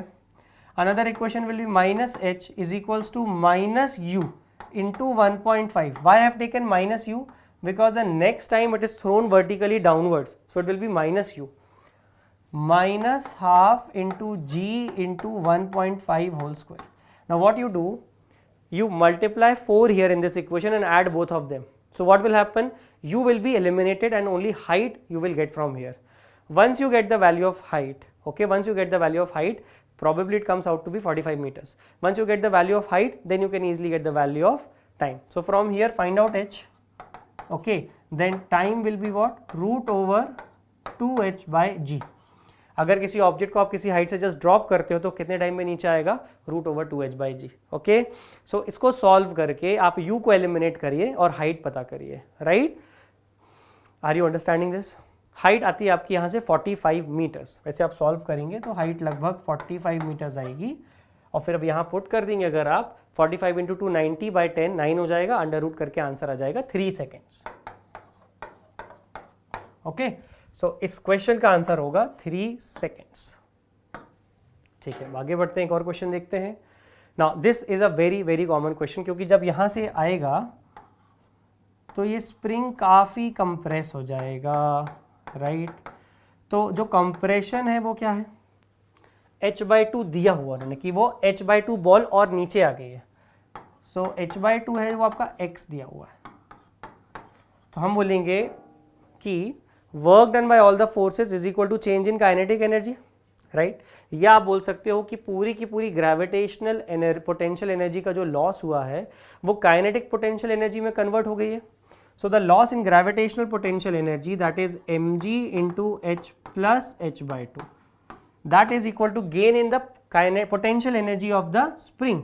So half k into x square which is h/2 whole square. Okay, so from here you can solve and get the value of k. Okay, so this is also an easy question. Now so this is a question from rotational dynamics. So you are lucky guys that the question from the chapter rotational dynamics is an easy one. बहुत ही आसान सवाल आया है तो ये हम आराम से कर सकते हैं. ये एक रॉड दी हुई है, राइट, और they have asked that, oh this is not that question, this is, I got confused. This is the question of potentiometer, right? So in potentiometer you will say, sir, E1 first reading is V by L. What is this? This is potential gradient into length L1. Second reading will be what? Potential gradient into length L2. So if you take the ratio E1 by E2, your answer will be L1 by L2, right? अब यहाँ से आप solve कर लीजिए. E1 by E2 आपको क्या दिया हुआ है? 3:2 दिया हुआ है तो 75. तो L2 कितना आ जाएगा? आप पुट करेंगे इसको 3:2 पुट करिए 2, तो L2 आ गया आपका हाउ मच? 50 सेंटीमीटर आ गया, राइट. और डिफरेंस कितना हो गया L1 minus L2? 25 centimetre. Okay, ये आ गया सॉल्व करके. ये कितना है? 75 अपॉन L2. सो L2 आ गया 50 and what is the difference? याद रखना उन्होंने L2 नहीं पूछा आपसे, डिफरेंस पूछा इस क्वेश्चन में, तो यहाँ पे 25 आंसर आएगा. Okay, now let's move on to the next question. That is what? A metre scale is balanced on a knife edge. ये मैं बोल रहा था रोटेशनल डायनेमिक्स का टॉपिक है. ओके, ये रोटेशनल डायनेमिक्स का टॉपिक है. और अभी क्या है जल्दी से देखते हैं, इसमें टॉर्क बैलेंस करना है हमको. एक मीटर स्केल मतलब 100 सेंटीमीटर, राइट. 100 सेंटीमीटर का है, इसमें 40 सेंटीमीटर मार्क पर बैलेंसिंग हुई है. तो ये कितना डिस्टेंस है? ये है 40 सेंटीमीटर का मार्क. और यहाँ पे 2 कॉइन रखे हुए हैं at a distance of 10 centimetre from here. So what is this distance? 30 centimetre. And the weight obviously will be at the middle, that is mg of the rod, right? And here we will experience the force 2 m naught g. m naught क्या है? mass of the coin.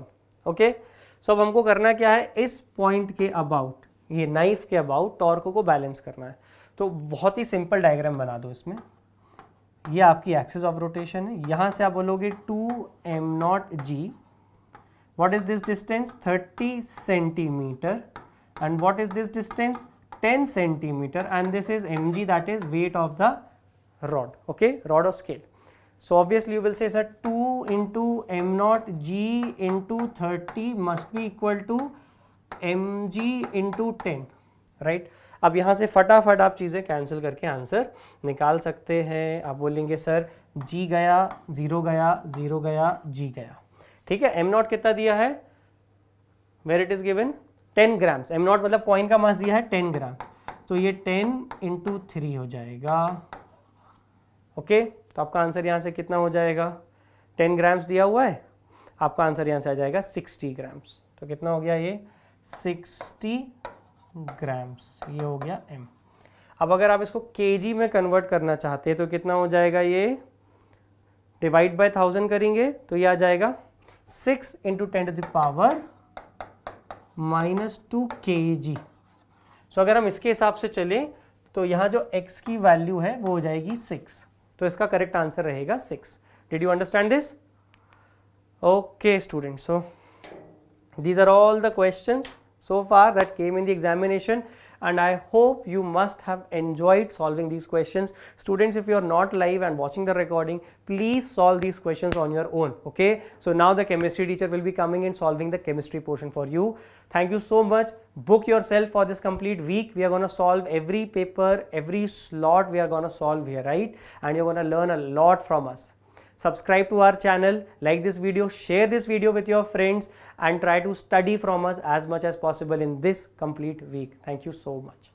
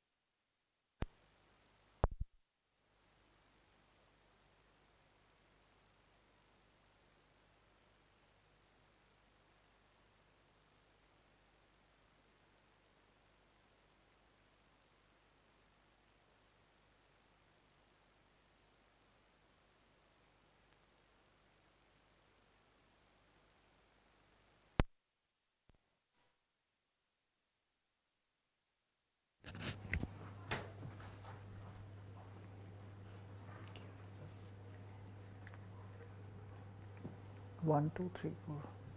Okay.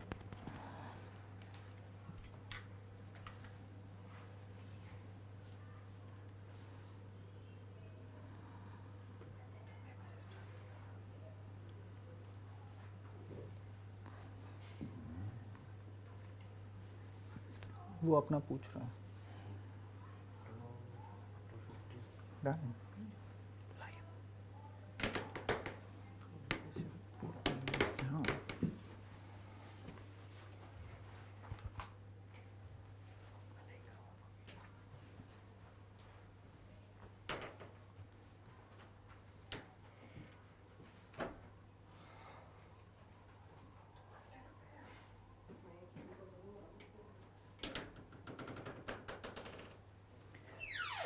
Hello guys, welcome to the much awaited video of the JEE Main Chemistry 24 June Shift-1 solution.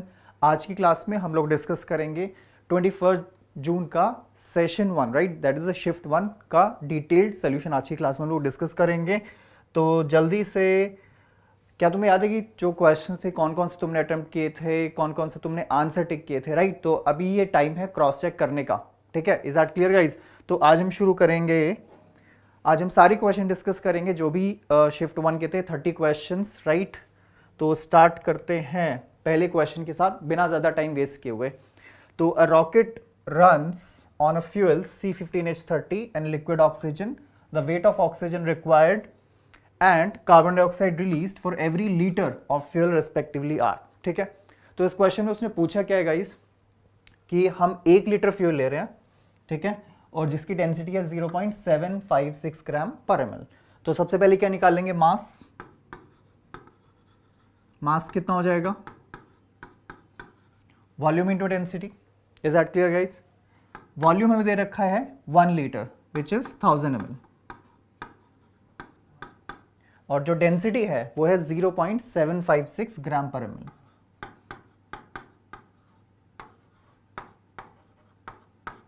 ठीक है, तो मास कितना हो गया fuel का 756, right, क्योंकि 0.756 ग्राम पर ml डेंसिटी और 1 लीटर हम लोग ले रहे हैं। C15H30, ठीक है, इसका मोलर मास कितना हो जाएगा वो निकाल लेते हैं। 15 कार्बन एटम्स है, 15 × 12 प्लस 30 हाइड्रोजन एटम्स है, तो हाइड्रोजन का टोटल मास कितना हो जाएगा 30 × 1, तो ये आपका कितना हो जाएगा, ये हो जाएगा हमारा 210। Is that clear? Is that clear guys? Okay, so 15 × 12 180 plus 210, ये हमारा हो गया इतना। अब इसको आगे हम सॉल्व करते हैं। इक्वेशन क्या हो जाएगी, combustion,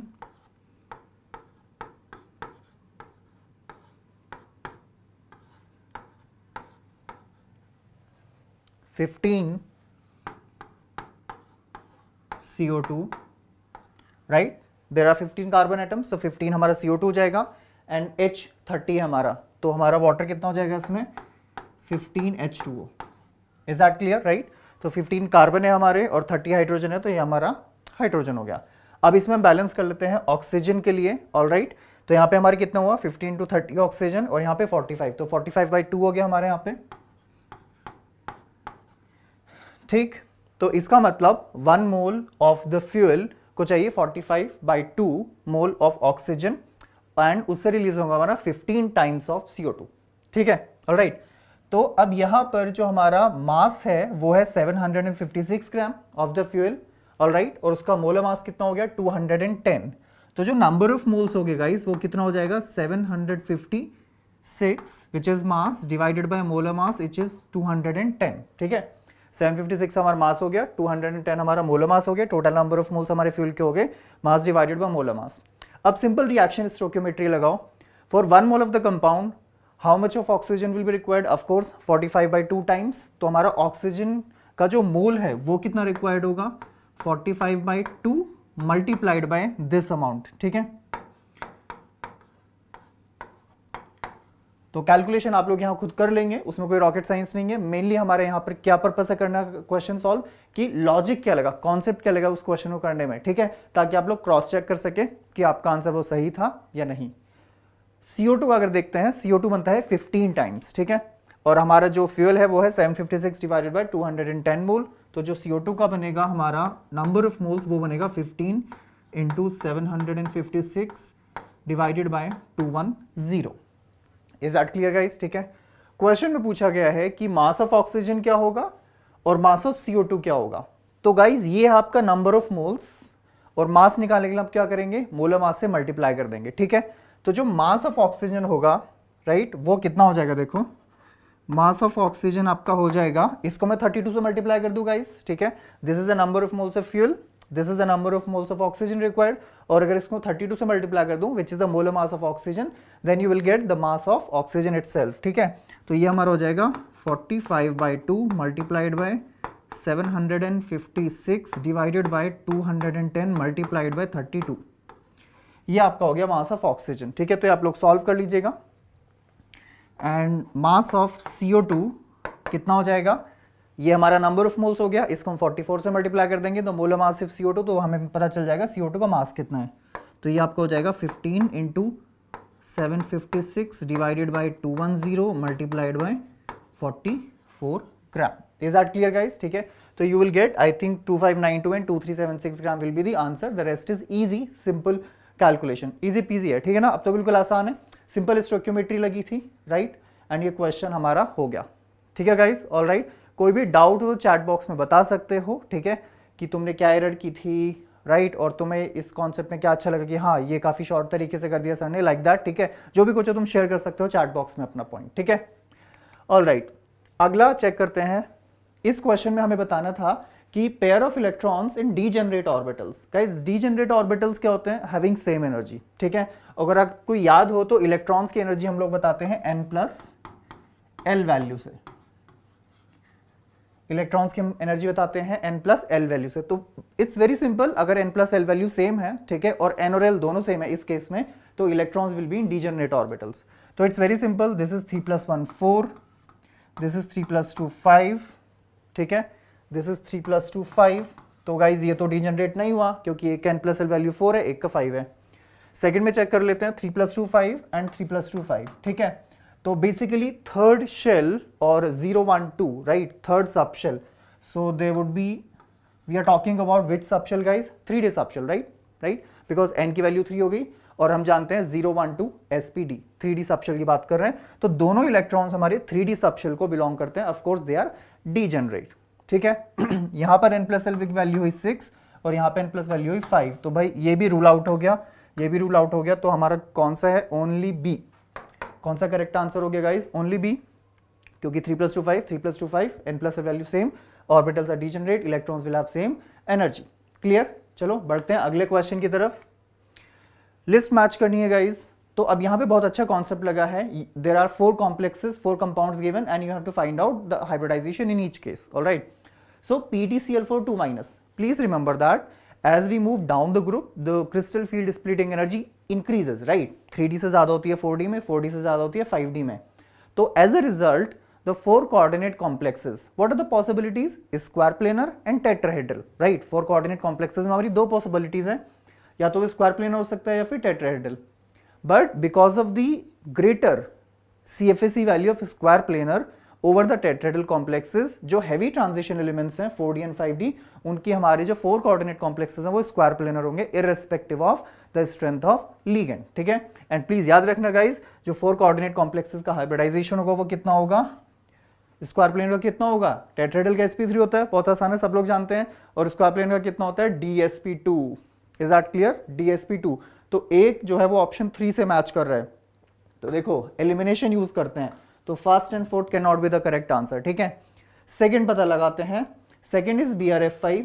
steric number find out करते हैं ब्रोमीन का।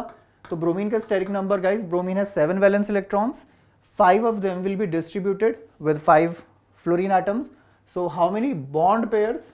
5 bond pair, right. How many bond pair there? 5, and out of 7 valence electron 5 distribute हो गए हैं। कितने बचे? 2 बचते हैं, तो एक हमारा लोन पेयर हो गया, ठीक है, एक हमारा क्या हो गया? Lone pair. तो टोटल हमारे स्टेरिक नंबर हो गया 6, और ये आप लोग जानते हैं 6 स्टेरिक नंबर के साथ ऑक्टाहेड्रल ज्योमेट्री होगी, और ब्रोमीन में जो हाइब्रिडाइजेशन होगा वो क्या होगा? sp3d2, right, sp3d2। क्यों गाइस? क्योंकि ब्रोमीन में 3D तो पूरा भरा हुआ है, it can not participate in the hybridisation. तो we will use the 4D orbitals, right. हम कौन से ऑर्बिटल्स यूज करेंगे? 4D, तो आउटर ऑर्बिटल काइंड होगा ये, तो sp3d2 हमारा हो जाएगा। तो BrF5 will match with sp3d2, is that clear? B will match with 4th, तो हमारा B जो है वो 4th के साथ मैच करे, तो ये करेक्ट आंसर हो चुका है। चलो बाकी दोनों भी वेरीफाई कर लेते हैं, ठीक है। C matches with first, PCl5 matches with sp3d, yes, PCl5 steric number 5 है, phosphorus has 5 valence electrons, all of them will be distributed with 1 chlorine, right, the 1 chlorine each। 5 steric number के साथ hybridisation होगा sp3d, और यहाँ पे hexamine cobalt में क्या होगा? कोबाल्ट का जो हमारा इलेक्ट्रॉनिक कॉन्फ़िगरेशन होता है वो होता है 3d7 4s2, और यहाँ पे कोबाल्ट का जो ऑक्सीडेशन नंबर है दैट इज 3+, तो ये आपका हो जाएगा 3d6 4s0, राइट। अब यहाँ पर वैसे तो अगर देखा जाएगा इस, if we see there are, this is the configuration, right, d6 configuration, but in this case what will happen? Electrons will be paired up, right? So basically we will have 2 vacant d orbitals, so it will be an inner orbital complex, hybridization would be d2sp3, so D will match with second. So yes guys, that is the correct answer. So it was not I would say very easy question, but it was not either difficult one, right? So basic, सही question है. Is that clear guys? चलो बढ़ते हैं अगले question की तरफ. For a reaction A is in equilibrium with B plus half C,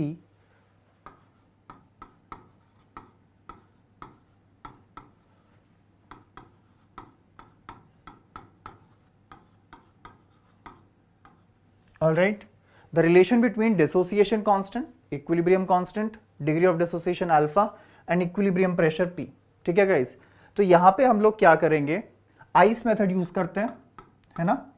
ice meaning I for initial, C for change in concentration, E for equilibrium concentration. ठीक है, तो let us suppose initial amount I take 1 mole, this would be 0 0, right. The change in concentration would be alpha. ठीक है, always remember whenever you take initial amount as 1 mole, the degree of dissociation will be alpha. ठीक है, alpha mole will react, so this will be minus alpha, this will be plus alpha mole, this will be alpha by 2 mole. Is that clear? ठीक है, so this will be minus alpha, this will be plus alpha, this will be alpha by 2 mole. Equilibrium पे कितना बचेगा, 1 minus alpha, this would be alpha and this would be alpha by 2. Is that clear guys? इतना सबको समझ में आया? ठीक है, टोटल नंबर ऑफ मोल्स कितने हो जाएंगे हमारे, 1 माइनस एल्फा. ठीक है, ये सब ऐड कर देंगे हम लोग, 1 minus alpha plus alpha by 2, तो ये कैंसिल हो जाएगा, it would be 1 plus alpha by 2. Is that clear? अब guys whenever you calculate equilibrium constant in terms of partial pressure, we always use Dalton's law, right? What does Dalton's law of partial pressure say? That partial pressure of a gas is total pressure multiplied by mole fraction of the gas. ठीक है, simple सा formula है हमारा. तो यहाँ पे हम लोग फाइंड आउट करेंगे equilibrium constant in terms of partial pressure.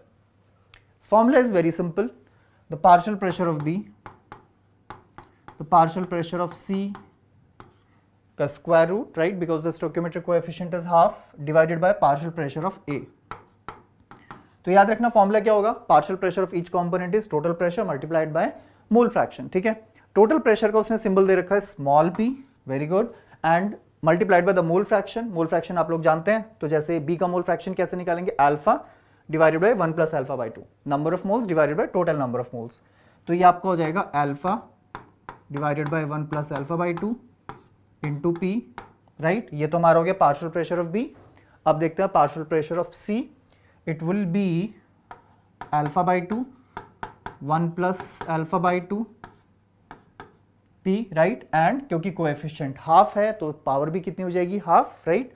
तो इसकी पावर हमारी हो जाएगी हाफ, इसकी पावर भी कितनी हो जाएगी, हाफ. ये हम डिवाइड कर देंगे by the partial pressure of A.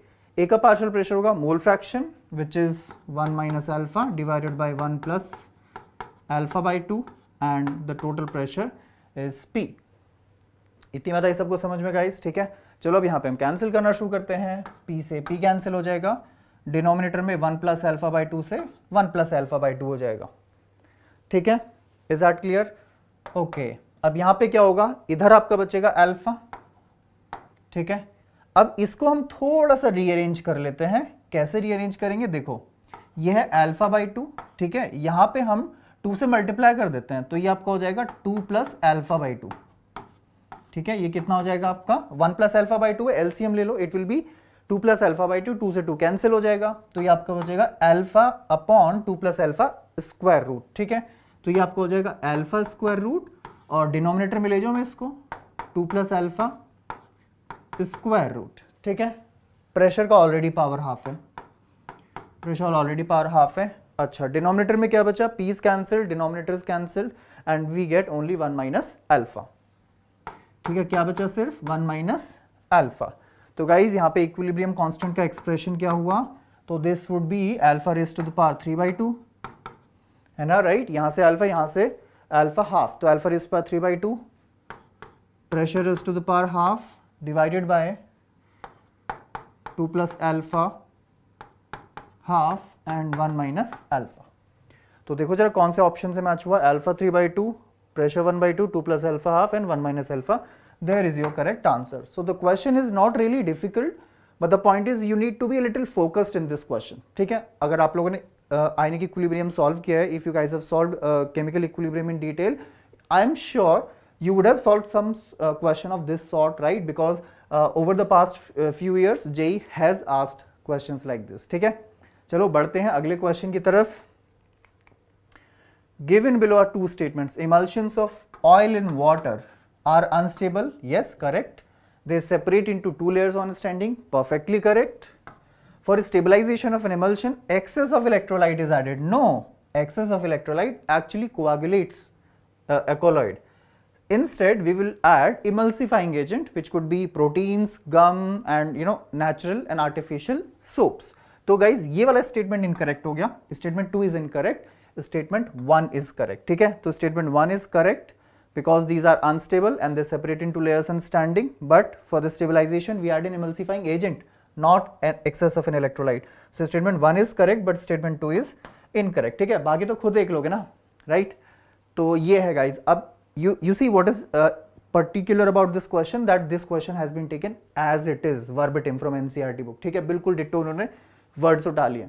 तो which is why we emphasise time over and time कि गाइज एनसीईआरटी बुक को अच्छे से पढ़ लो. ठीक है, do not underestimate the power of NCERT book. It's very it's extremely crucial for your exam. चलो बढ़ते हैं अगले क्वेश्चन की तरफ. Na2O ग्रुप 1 मेटल ऑक्साइड है, बेसिक होगा. Arsenic, yes it is amphoteric, right? JEE Main and even JEE Advanced, they have asked many times the nature of these oxides of different elements.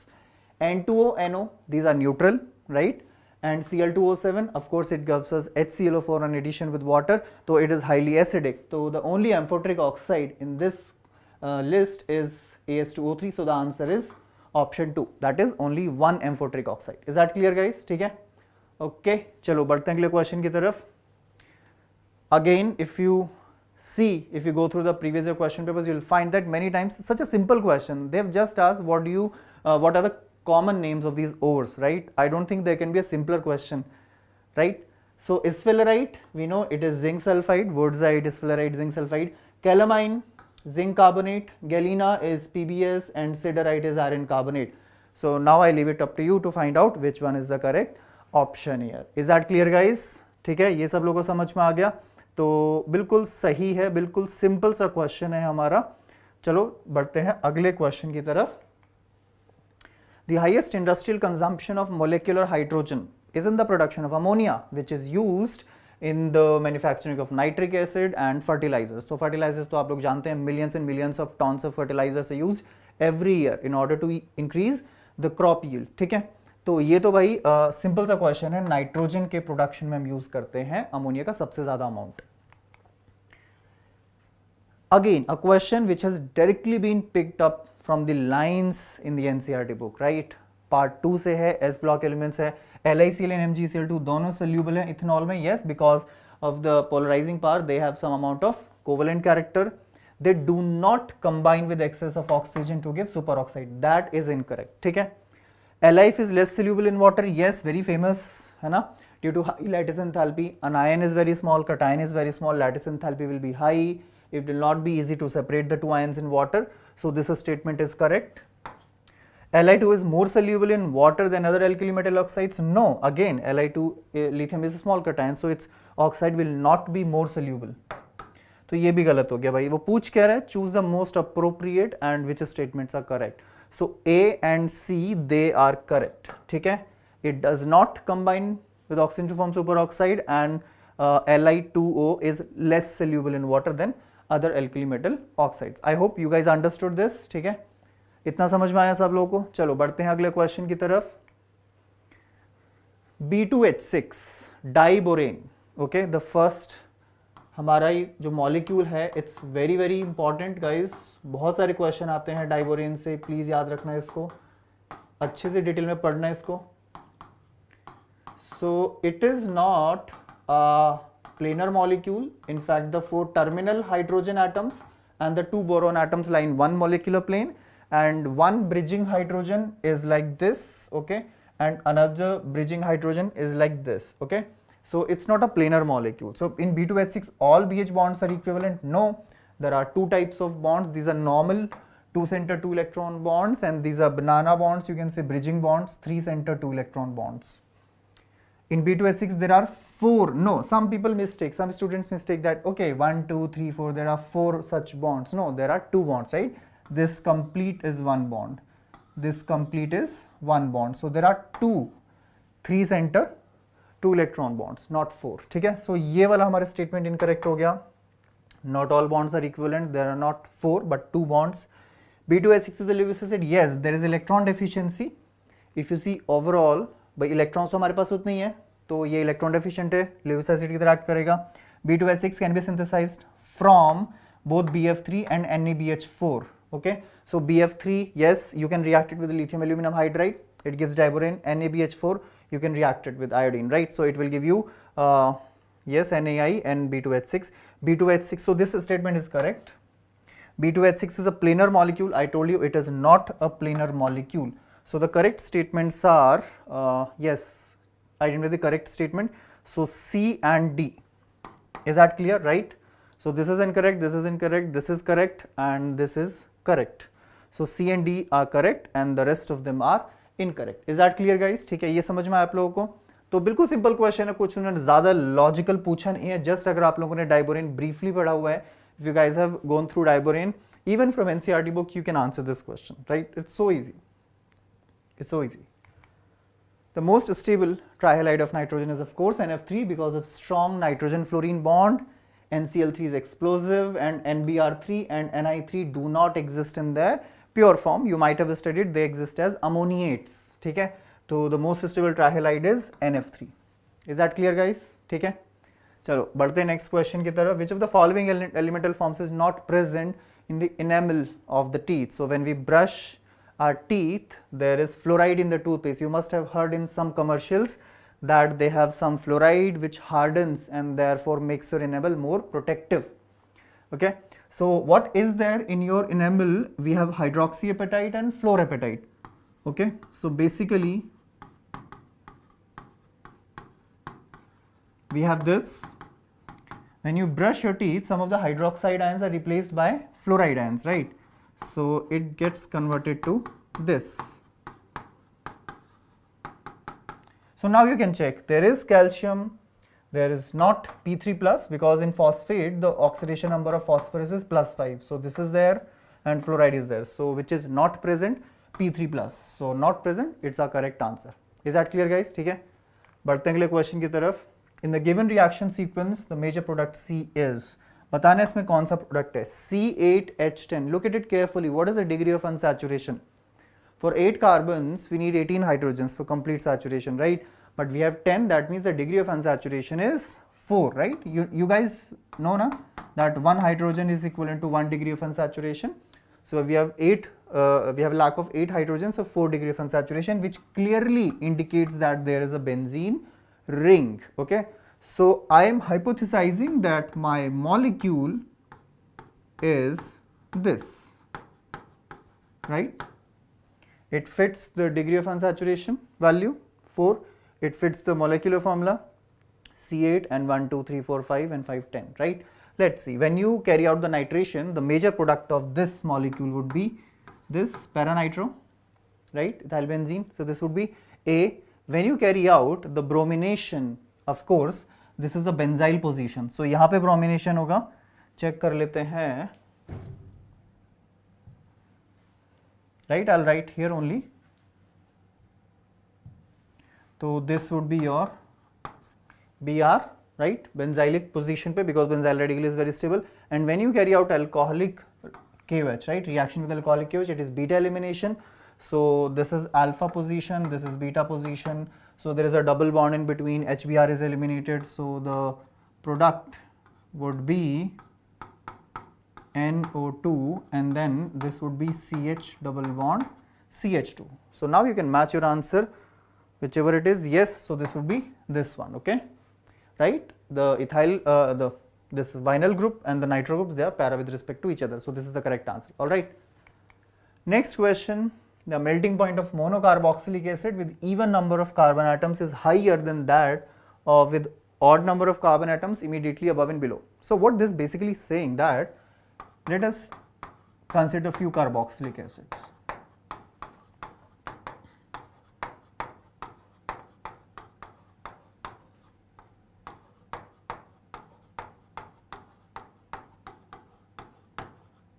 All right. These are some carboxylic acids. It has 1 carbon, it has 2 carbon atoms, it has 3 carbon atoms, it has 4 carbon atoms. So if you look up the data of the melting points, you will find that acetic acid has higher melting point than this and this, right? Formic acid and propionic acid or propanoic acid. Likewise, butyric acid or butanoic acid has higher melting point than propanoic acid, and the next one, which is you can call pentanoic acid or valeric acid. So this is true, right? This statement is correct. The solubility of monocarboxylic acids in water decreases with increase in molar mass, absolutely, because as molar mass increases, the length of the hydrocarbon chain increases and the molecule becomes increasingly hydrophobic. So the solubility in water decreases, right? So this is correct and this is correct. So both statements are correct. So that is your correct answer. Clear guys? बढ़ते हैं अगले question की तरफ. Which of the following is a conjugated diketone? It should be conjugated and diketone. So of course this is the one, right? Because हम यहाँ पे कर सकते हैं resonance. So like this, and you can carry out. So this is a conjugated diketone. So this is your correct answer. Is that clear guys? This one a very good example, okay, very good question. So you are carrying out the reaction with sodium cyanide first, which provides you a nucleophile cyanide, and this is a haloalkane part, right? So what will happen in the first case, this would remain as it is, and this would be CH2, Br would be replaced by Cn, right? Nucleophilic substitution reaction, cyanide will attack, bromide will leave. Then you react it with hydroxide, okay? So now the reaction with this reagent depends upon the reaction with the second reagent, right?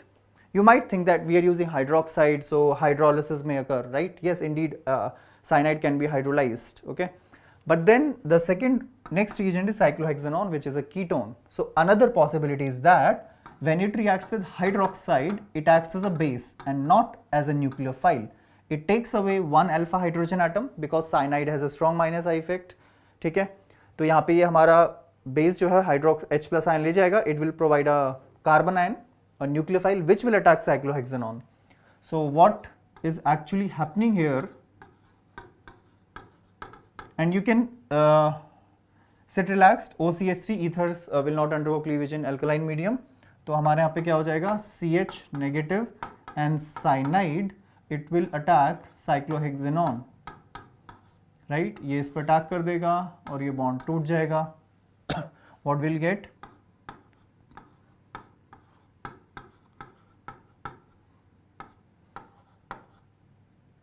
This carbon will be joined to this carbonyl carbon,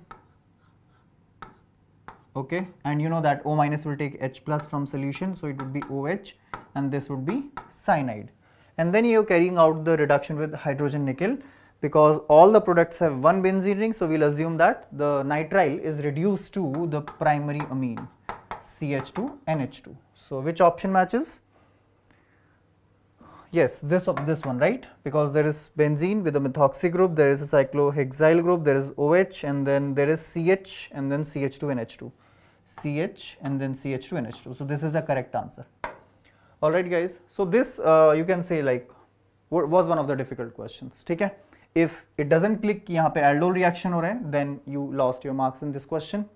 Is that clear guys? चलो बढ़ते हैं अगले question की तरफ. Which of the following is an example of polyester? You guys know what an ester is, right? So it is indicated in the name itself, poly beta hydroxybutyrate and co beta hydroxyvalerate. So what this means is that this is alpha position, this is beta. So this is one of the monomers, right? And hydroxyvalerate, it has 5 carbon, valeric acid. This is carboxyl, it's also alpha and beta. Alright, so of course one carboxyl, another OH, one carboxyl, another OH. So it's bound to be a polyester. It's a biodegradable polyester, PHBV, you might have heard, right? Popular. So this, which one of the following is an example of polyester? So this is the correct answer. Is that clear guys? चलो बढ़ते हैं अगले question की तरफ. A polysaccharide on boiling with dilute H2SO4 at 393 under 238 atm. So we are basically carrying out hydrolysis under rigorous reaction conditions. yields Y, it will yield the monomer, right? Polysaccharide on hydrolysis yield the monomer, which on treatment with bromine water gives gluconic acid. Definitely, so that is glucose, right? तो gluconic acid में क्या होता है guys?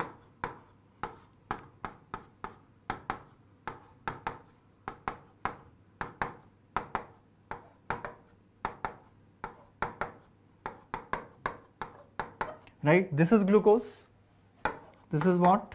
Glucose, the primary source of energy. In gluconic acid, this is oxidized to COH, and you know guys, aldehyde is easy to oxidize, so bromine water, which is a weak oxidizing agent, can carry out this transformation, right? All right. X contains beta glycosidic linkage, so a polysaccharide of glucose which contains beta glycosidic linkage. So had it been alpha glycosidic linkage, I would have said okay, it is a starch because that contains amylose and amylopectin with alpha linkages, but it contains beta glycosidic linkage, so definitely this has to be cellulose. So this is the correct answer, the cellulose, right? Okay, all right. Which of the following is not a broad spectrum? Yes, it's memory based. Penicillin G is a narrow spectrum based. Okay, all other are broad spectrum. Vancomycin, ampicillin and ofloxacin, they are broad spectrum antibiotics. Clear guys? Okay, memory based, simple question, chemistry in everyday life, it's luck by chance. A very important reaction which we studied in coordination chemistry as well as qualitative analysis. So during the qualitative analysis of salt with cation Y2+, there is a divalent cation. Addition of a reagent X to alkaline solution of the salt gives a bright red precipitate. Okay, alkaline bright red precipitate with a divalent cation, we immediately think of rose red color precipitate dimethyl glyoxime, right? Nickel DMG. So the reagent X and the cation Y would be dimethyl glyoxime and nickel 2+. So I'll show you dimethyl glyoxime is this.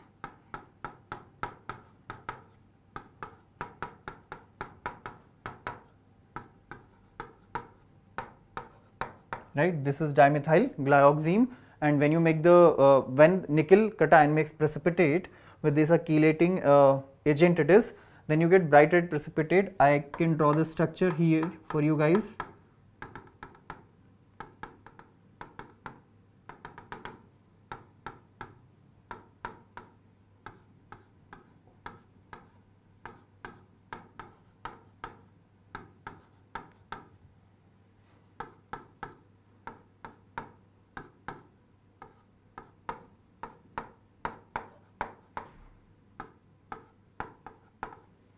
All right.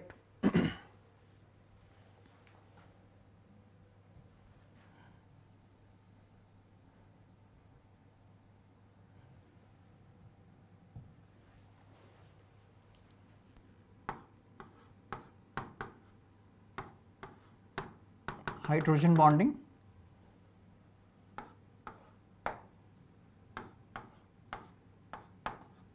Again, hydrogen bonding. So you can see it's a very beautiful looking complex even.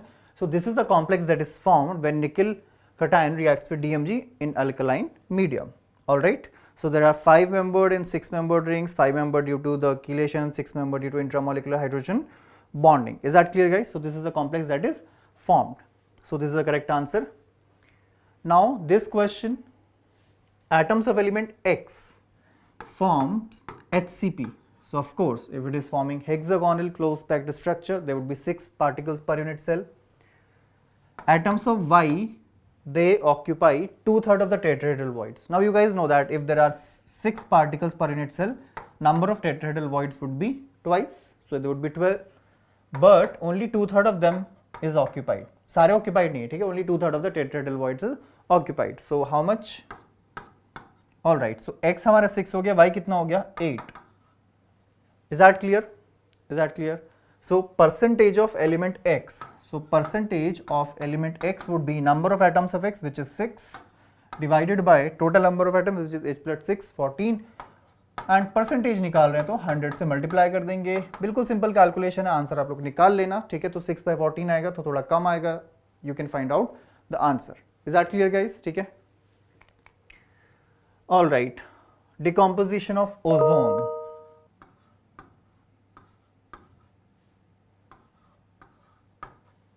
At 300 Kelvin, ozone is 50% dissociated. It's very simple. The value of alpha is 0.5.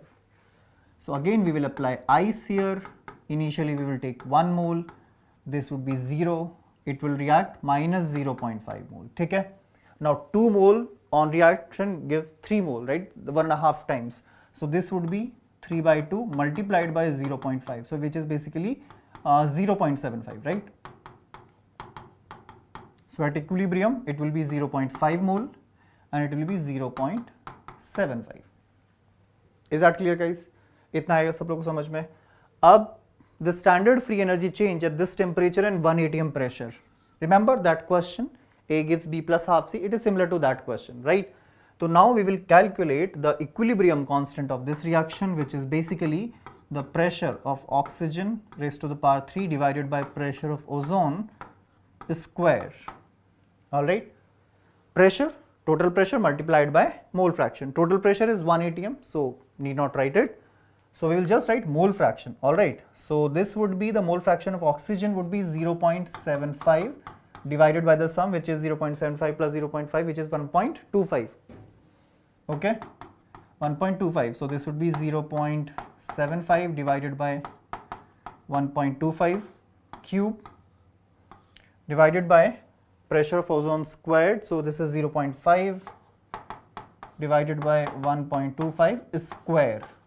Okay, so we can work it out guys. It's very simple because I've done the calculation, so I know it will come out to be 1.35. Okay, so the equilibrium constant will come out to be 1.35. Now the last step, which is really very easy, the standard free energy. You guys know that Gibbs energy change is minus RT ln K. बस जल्दी से value substitute कर दो. Minus R की value हो जाएगी 8.3 multiplied by temperature is given to be 300 Kelvin multiplied by ln K. So ln 1.35. So you guys can solve this question. Minus 8.3 multiplied by 300 multiplied by 0.3. Alright, so this would be your answer. You solve, I think it will come out to be 747. Clear guys? इतना है सब लोगों को समझ में. चलो बढ़ते हैं अगले क्वेश्चन की तरफ. The osmotic pressure of blood is 7.47 bar. To inject glucose to a patient intravenously, it has to be isotonic. That is, the osmotic pressure has to be same. So हमारा osmotic pressure भी कितना होना चाहिए? 7.47. ठीक है? तो pi is equal to CRD, where C is molarity. तो C कितना हो जाएगा?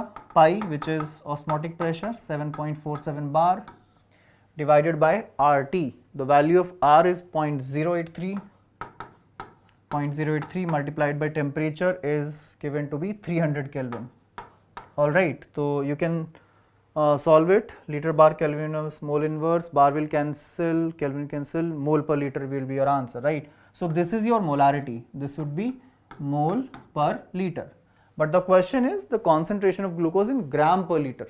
Gram per liter बताना. So it's very simple, just multiply by the molar mass of the solute, right? तो जो आंसर होगा आपका वो कितना हो जाएगा मैं वो बता देता हूँ आपको. It would be 7.47 divided by 0.083 multiplied by 300 and multiplied by 180. Alright, so we can solve this calculation. I think it be 54 gram per mole. You can work out the calculation, it's very easy. ठीक है, 54 gram per mole per liter will be the answer. आई बात समझ में guys? चलो बढ़ते हैं अगले question की तरफ. Cell potential for the following cell. So first thing you should know that this is anode and this is cathode. ये क्या चीज़ है एनोड? वो है कैथोड. ठीक है, सबसे पहले E0 फाइंड आउट कर लेते हैं. E0 होता है E0 cathode which is copper. The standard value is plus 0.34 volt minus anode hydrogen. तो आप लोग सब लोग जानते हैं SHE वैल्यू 0 होती है इसकी. तो ये हमारा E0 आ गया 0.34. Is that clear guys? ठीक है, फिर आप लोग को लिखनी है यहाँ से सेल रिप्रेजेंटेशन से रिएक्शन. रिएक्शन क्या हो जाएगी? Hydrogen is undergoing oxidation, copper is undergoing reduction with a concentration of initial concentration of 0.01 mole. Then the products are 2H plus, we don't know its concentration, okay, we can call it C molar, let's say, and then copper. Alright, so let us write the Nernst equation for this. E, which is 0.576, okay, is equal to E0, which is 0.34 minus 0.04 591 divided by how many electrons are there? 2, right? 2 electrons are being transferred. Logarithm H plus ion concentration square divided by, this is 10 raised to the power minus 2, right? The concentration of copper ion. Now you have to do calculation a little bit smartly, okay? So what I will do here is 0.576 multiplied minus 0.576 minus 0.34, right? And then this would be minus 0.0591 by 2, so I will take 2 this side and I will divide it by 0.0591. This would leave me with minus, alright, and I can write this as log H plus divided by 10 raised to the minus 1 square. Alright, so that would actually, log A raised to the power B is B log A, so 2 will cancel with that and we will be left with minus log A by B is log A minus log B. So this is log H plus minus log 10 raised to the minus 1. Okay, so this is simple value, you can calculate it, 0.576 minus 0.34 divided by 0.0591. There I will show you what will be the RHS, right? So RHS would be, let us take minus inside. So minus log H plus will be pH, okay, and minus plus, right, log 10 raised to the minus 1 is minus 1. So basically LHS would be pH minus 1, so that 1 will come here, it will become plus, and you will find that pH is approximately 5, okay, 4.99 will be your answer. The pH of the solution will be 5. Is that clear guys? I hope you understood. चलो बढ़ते हैं अगले question की तरफ. Rate constant for the decomposition of acetaldehyde. Of course, this is the graph of the logarithmic form of Arrhenius equation. Let's see what it is. So it is Ka exponent this, ठीक है, इसका natural log ले लेते हैं, तो ये आपका हो जाएगा ln k is equal to ln a, and this would be, because ln e is 1, so this would be this. This is the natural logarithmic form of Arrhenius equation. But wait, यहाँ पे हम ln k versus 10 raised to the power 3 by t ले रहे हैं, तो ऐसा करते हैं, इसको multiply and divide कर देते हैं 1000 से, है ना, right? Multiply and divide कर देते हैं 1000 से. Now you compare this equation with this equation of a straight line. So y-axis will be natural log of equilibrium constant, rate constant, sorry. So this will be ln k, then x-axis would be this. This is your mx. So x-axis would be this, 10 raised to the power 3 by t. So what would be your slope, which is m? So this is minus Ea by 1000 r, ठीक है? So slope would be minus Ea divided by 10 raised to the power 3 r. Is that clear? Just compare, right? So 10 raised to the power 3 by t is the x-axis, so minus Ea by r 10 raised to the power 3. So minus and minus cancel हो गया. Of course, activation energy has to be positive. So now this would be your 18.5 multiplied by r. The value of r we have to take 8.31. Okay, and it is 1000. So I will just write kilojoule, right? क्या लिख दूंगा मैं just? I'll just write kilojoule. ठीक है? तो that will be your answer. Yes, kilojoule per mole. तो simple answer है guys. Integer round off कर देना. 18.5 multiplied by 8.31. That will be your correct answer. The difference in oxidation state of chromium in chromate and dichromate. There is no change in oxidation number. So it is plus 6. Chromate CrO4 minus and dichromate. यहाँ पे हमारा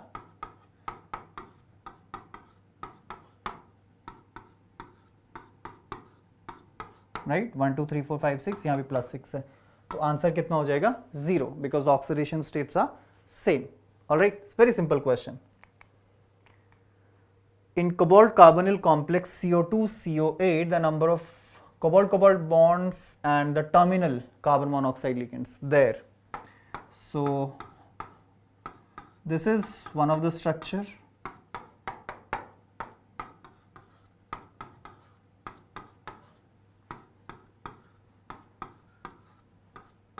So you can see there is one cobalt cobalt bond, X is 1, and the terminal CO ligands are 6. This is 6, so the value is 7. Is that clear guys? So the correct answer is 7. This question, this problem, although there is a very simple way to solve such questions. There is a back titration, and I will tell you in today's class video a very simple way to solve this. Okay. So in this case, there is an organic compound we are digesting with conc H2SO4. There is some ammonia gas involved, so you guys know that it acts as a base, a monoacidic base.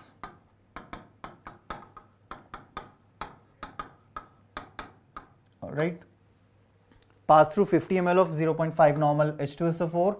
Used acid required, the unused acid required 30 ml of 0.25 normal NaOH for complete neutralization, the mass percentage of nitrogen. So there is a very simple way to do back titration question. Of course, the total number of H plus would be equal to the total number of OH minus, right? For example, if you have X number of moles of H plus, so number of moles of hydroxide will also be X. So basically, gram equivalence of total acids should be equal to gram equivalence of total base. That's the very simple way to do back titration questions. Okay. The only acid we have here is H2SO4, and the gram equivalence of H2SO4 would be normality into volume. So this is 0.5 normal multiplied by 50. This should be equal to the total gram equivalence of base. Okay. Please remember, normality is equal to number of H plus or number of OH minus for an acid or base, right? There are two bases, one is NaOH, another is ammonia. For NaOH, I can write 0.25 normal multiplied by 30. This would be the number of gram equivalents, right? Specifically milli equivalents, because the volume is in ml, plus milli equivalents of ammonia, we don't know, right? That is what we have to calculate. So this would be milli equivalents of ammonia. So this would be 25, okay, this would be how much? 7.5, so 25 minus 7.5, 17.5, so milli equivalents of ammonia would be 17.5. Is that clear, guys, so far?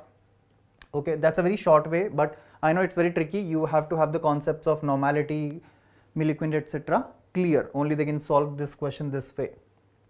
Is that clear, guys? Okay, so this is 25, this is 7.5 minus 17.5. Now, the n factor of ammonia is 1. Ammonia n factor is 1, so milli equivalents will be millimoles. So this is your millimoles. This is your millimoles, right? Now, if you multiply ammonia by 17, which is the molar mass, it will give you the mass of ammonia. But we are smart people, we will multiply it by 14, which is the mass of nitrogen. So this will give us the mass of nitrogen, alright? So mass of nitrogen would be, millimoles of ammonia is 17.5 multiplied by 10 raised to the minus 3 multiplied by, I told you if I multiply by 17 it will give us the mass of ammonia, but if we multiply it by 14, which is the molar mass of nitrogen, it will give us the mass of nitrogen. Now the problem is this mass actually comes out to be greater than 0.166. That is, the percent of nitrogen is greater than 100, okay, which is not possible. So yes, there is some problem with this question, okay, but you understood how to solve this, and a very short method, I think it's the shortest method possible for solving such question. By the way, if the mass of nitrogen comes out to be this, 17.5 into 10 to the minus 3 into 14. So let us say if it is x, the percentage nitrogen would be mass of nitrogen, which is x you will get, divided by the mass of compound 0.166 multiplied by 100. Is that clear? That is how we solve this question. Is that clear, guys? Number of electrophilic centers, yes, delta plus charge. We know that carbonyl carbon is an electrophile, and this is alpha beta unsaturated carbonyl. So there would be resonance here. This would be O minus. This double bond will shift here, and we will have delta. In fact, full positive charge here, right? So there is another electrophilic center. Is that clear, guys? Okay. Then, okay, so there is one, there is another one, 1, 2, and here you can see this is also electrophile, right? We know that Grignard reagents, they add on nitriles to give ketones, right? So there are 3 electrophilic centers in this compound. Clear, guys? आया इतनी बात समझ में? Then the major product A of the following reaction is how many sp2 hybridized carbon atoms? The molecule is 2,7-dimethyl 2,6-octadiene. Alright, so this is 1, 2, 3, 4, 5, 6, 7, 8. This is 8 carbon atoms, 2 7 dimethyl, 1 2 3 4 5 6 7, 2 6 2 7 dimethyl, 2 6 octadiene, so 1 2 3 4 5 6. Now when you carry out the reaction with H plus, of course when you treat an alkene with an acidic medium, the first step is protonation of the double bond leading to the formation of carbocation. Because these centers, they are symmetrical, right? They will lead to the formation of same species, so it doesn't matter. So can I do it here only, right? So what will happen, H plus will add here, okay, precisely at this carbon atom, and we will get more stable tertiary carbocation, okay. Now just you would have studied the dimerization of alkenes, right? One alkene molecule undergoes the addition of proton to give carbocation, which then attacks the another molecule of alkene, and that is how they undergo dimerization. So here also this will act as nucleophile, it will attack here the same way, okay. This carbon will get attached to that carbon because then this would be the more stable carbocation. Now there is very easy method. So 1 2 3 4 5, there are 5 carbon atoms in the ring. You see there is one carbon, okay, joining like a snake biting its own tail, okay. So this would be intramolecular reaction, will lead to the formation of a ring, 5 membered ring, ठीक है, ये बन जाएगा. Now let's do the marking. Let us suppose this carbon is this one, so it will have 2 methyl groups, okay, and then there are CH2 CH2 CH2 CH2, 4 methylene groups. So 1 2 3 4 methylene groups, okay. Then from that methylene group, this is one isopropyl group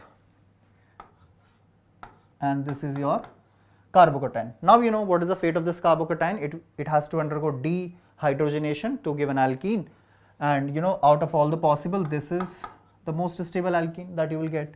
So in the next step, this bond will be transferred here, H plus will depart, bye bye H plus, and the molecule you will get is this, right? This H plus will leave, this sigma bond will become a pi bond there.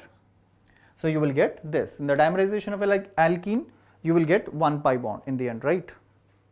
So there is a one carbon-carbon double bond. So how many sp2 hybridized carbon atoms are there? 2, right? How many carbon atoms are there? 2. All other saturated sp3 hybridized carbon atoms. So the answer is 2. Is that clear, guys? I hope you understood this one. So yes, there is a 30-day subscription starting at an amazingly low price of 249. That's not even the price of one good meal, right? And there are a lot of facilities you are given under this offer, and yes, it's limited, it's really limited, right? So you have to enroll right now before this offer ends, before all seats in the batches are full. So please do not waste your time and immediately register for this course, right? Buy this course. So that's all in this video. So we'll see you guys with the solution of the chemistry section of the next JEE Main again. Till then, take care. Bye bye.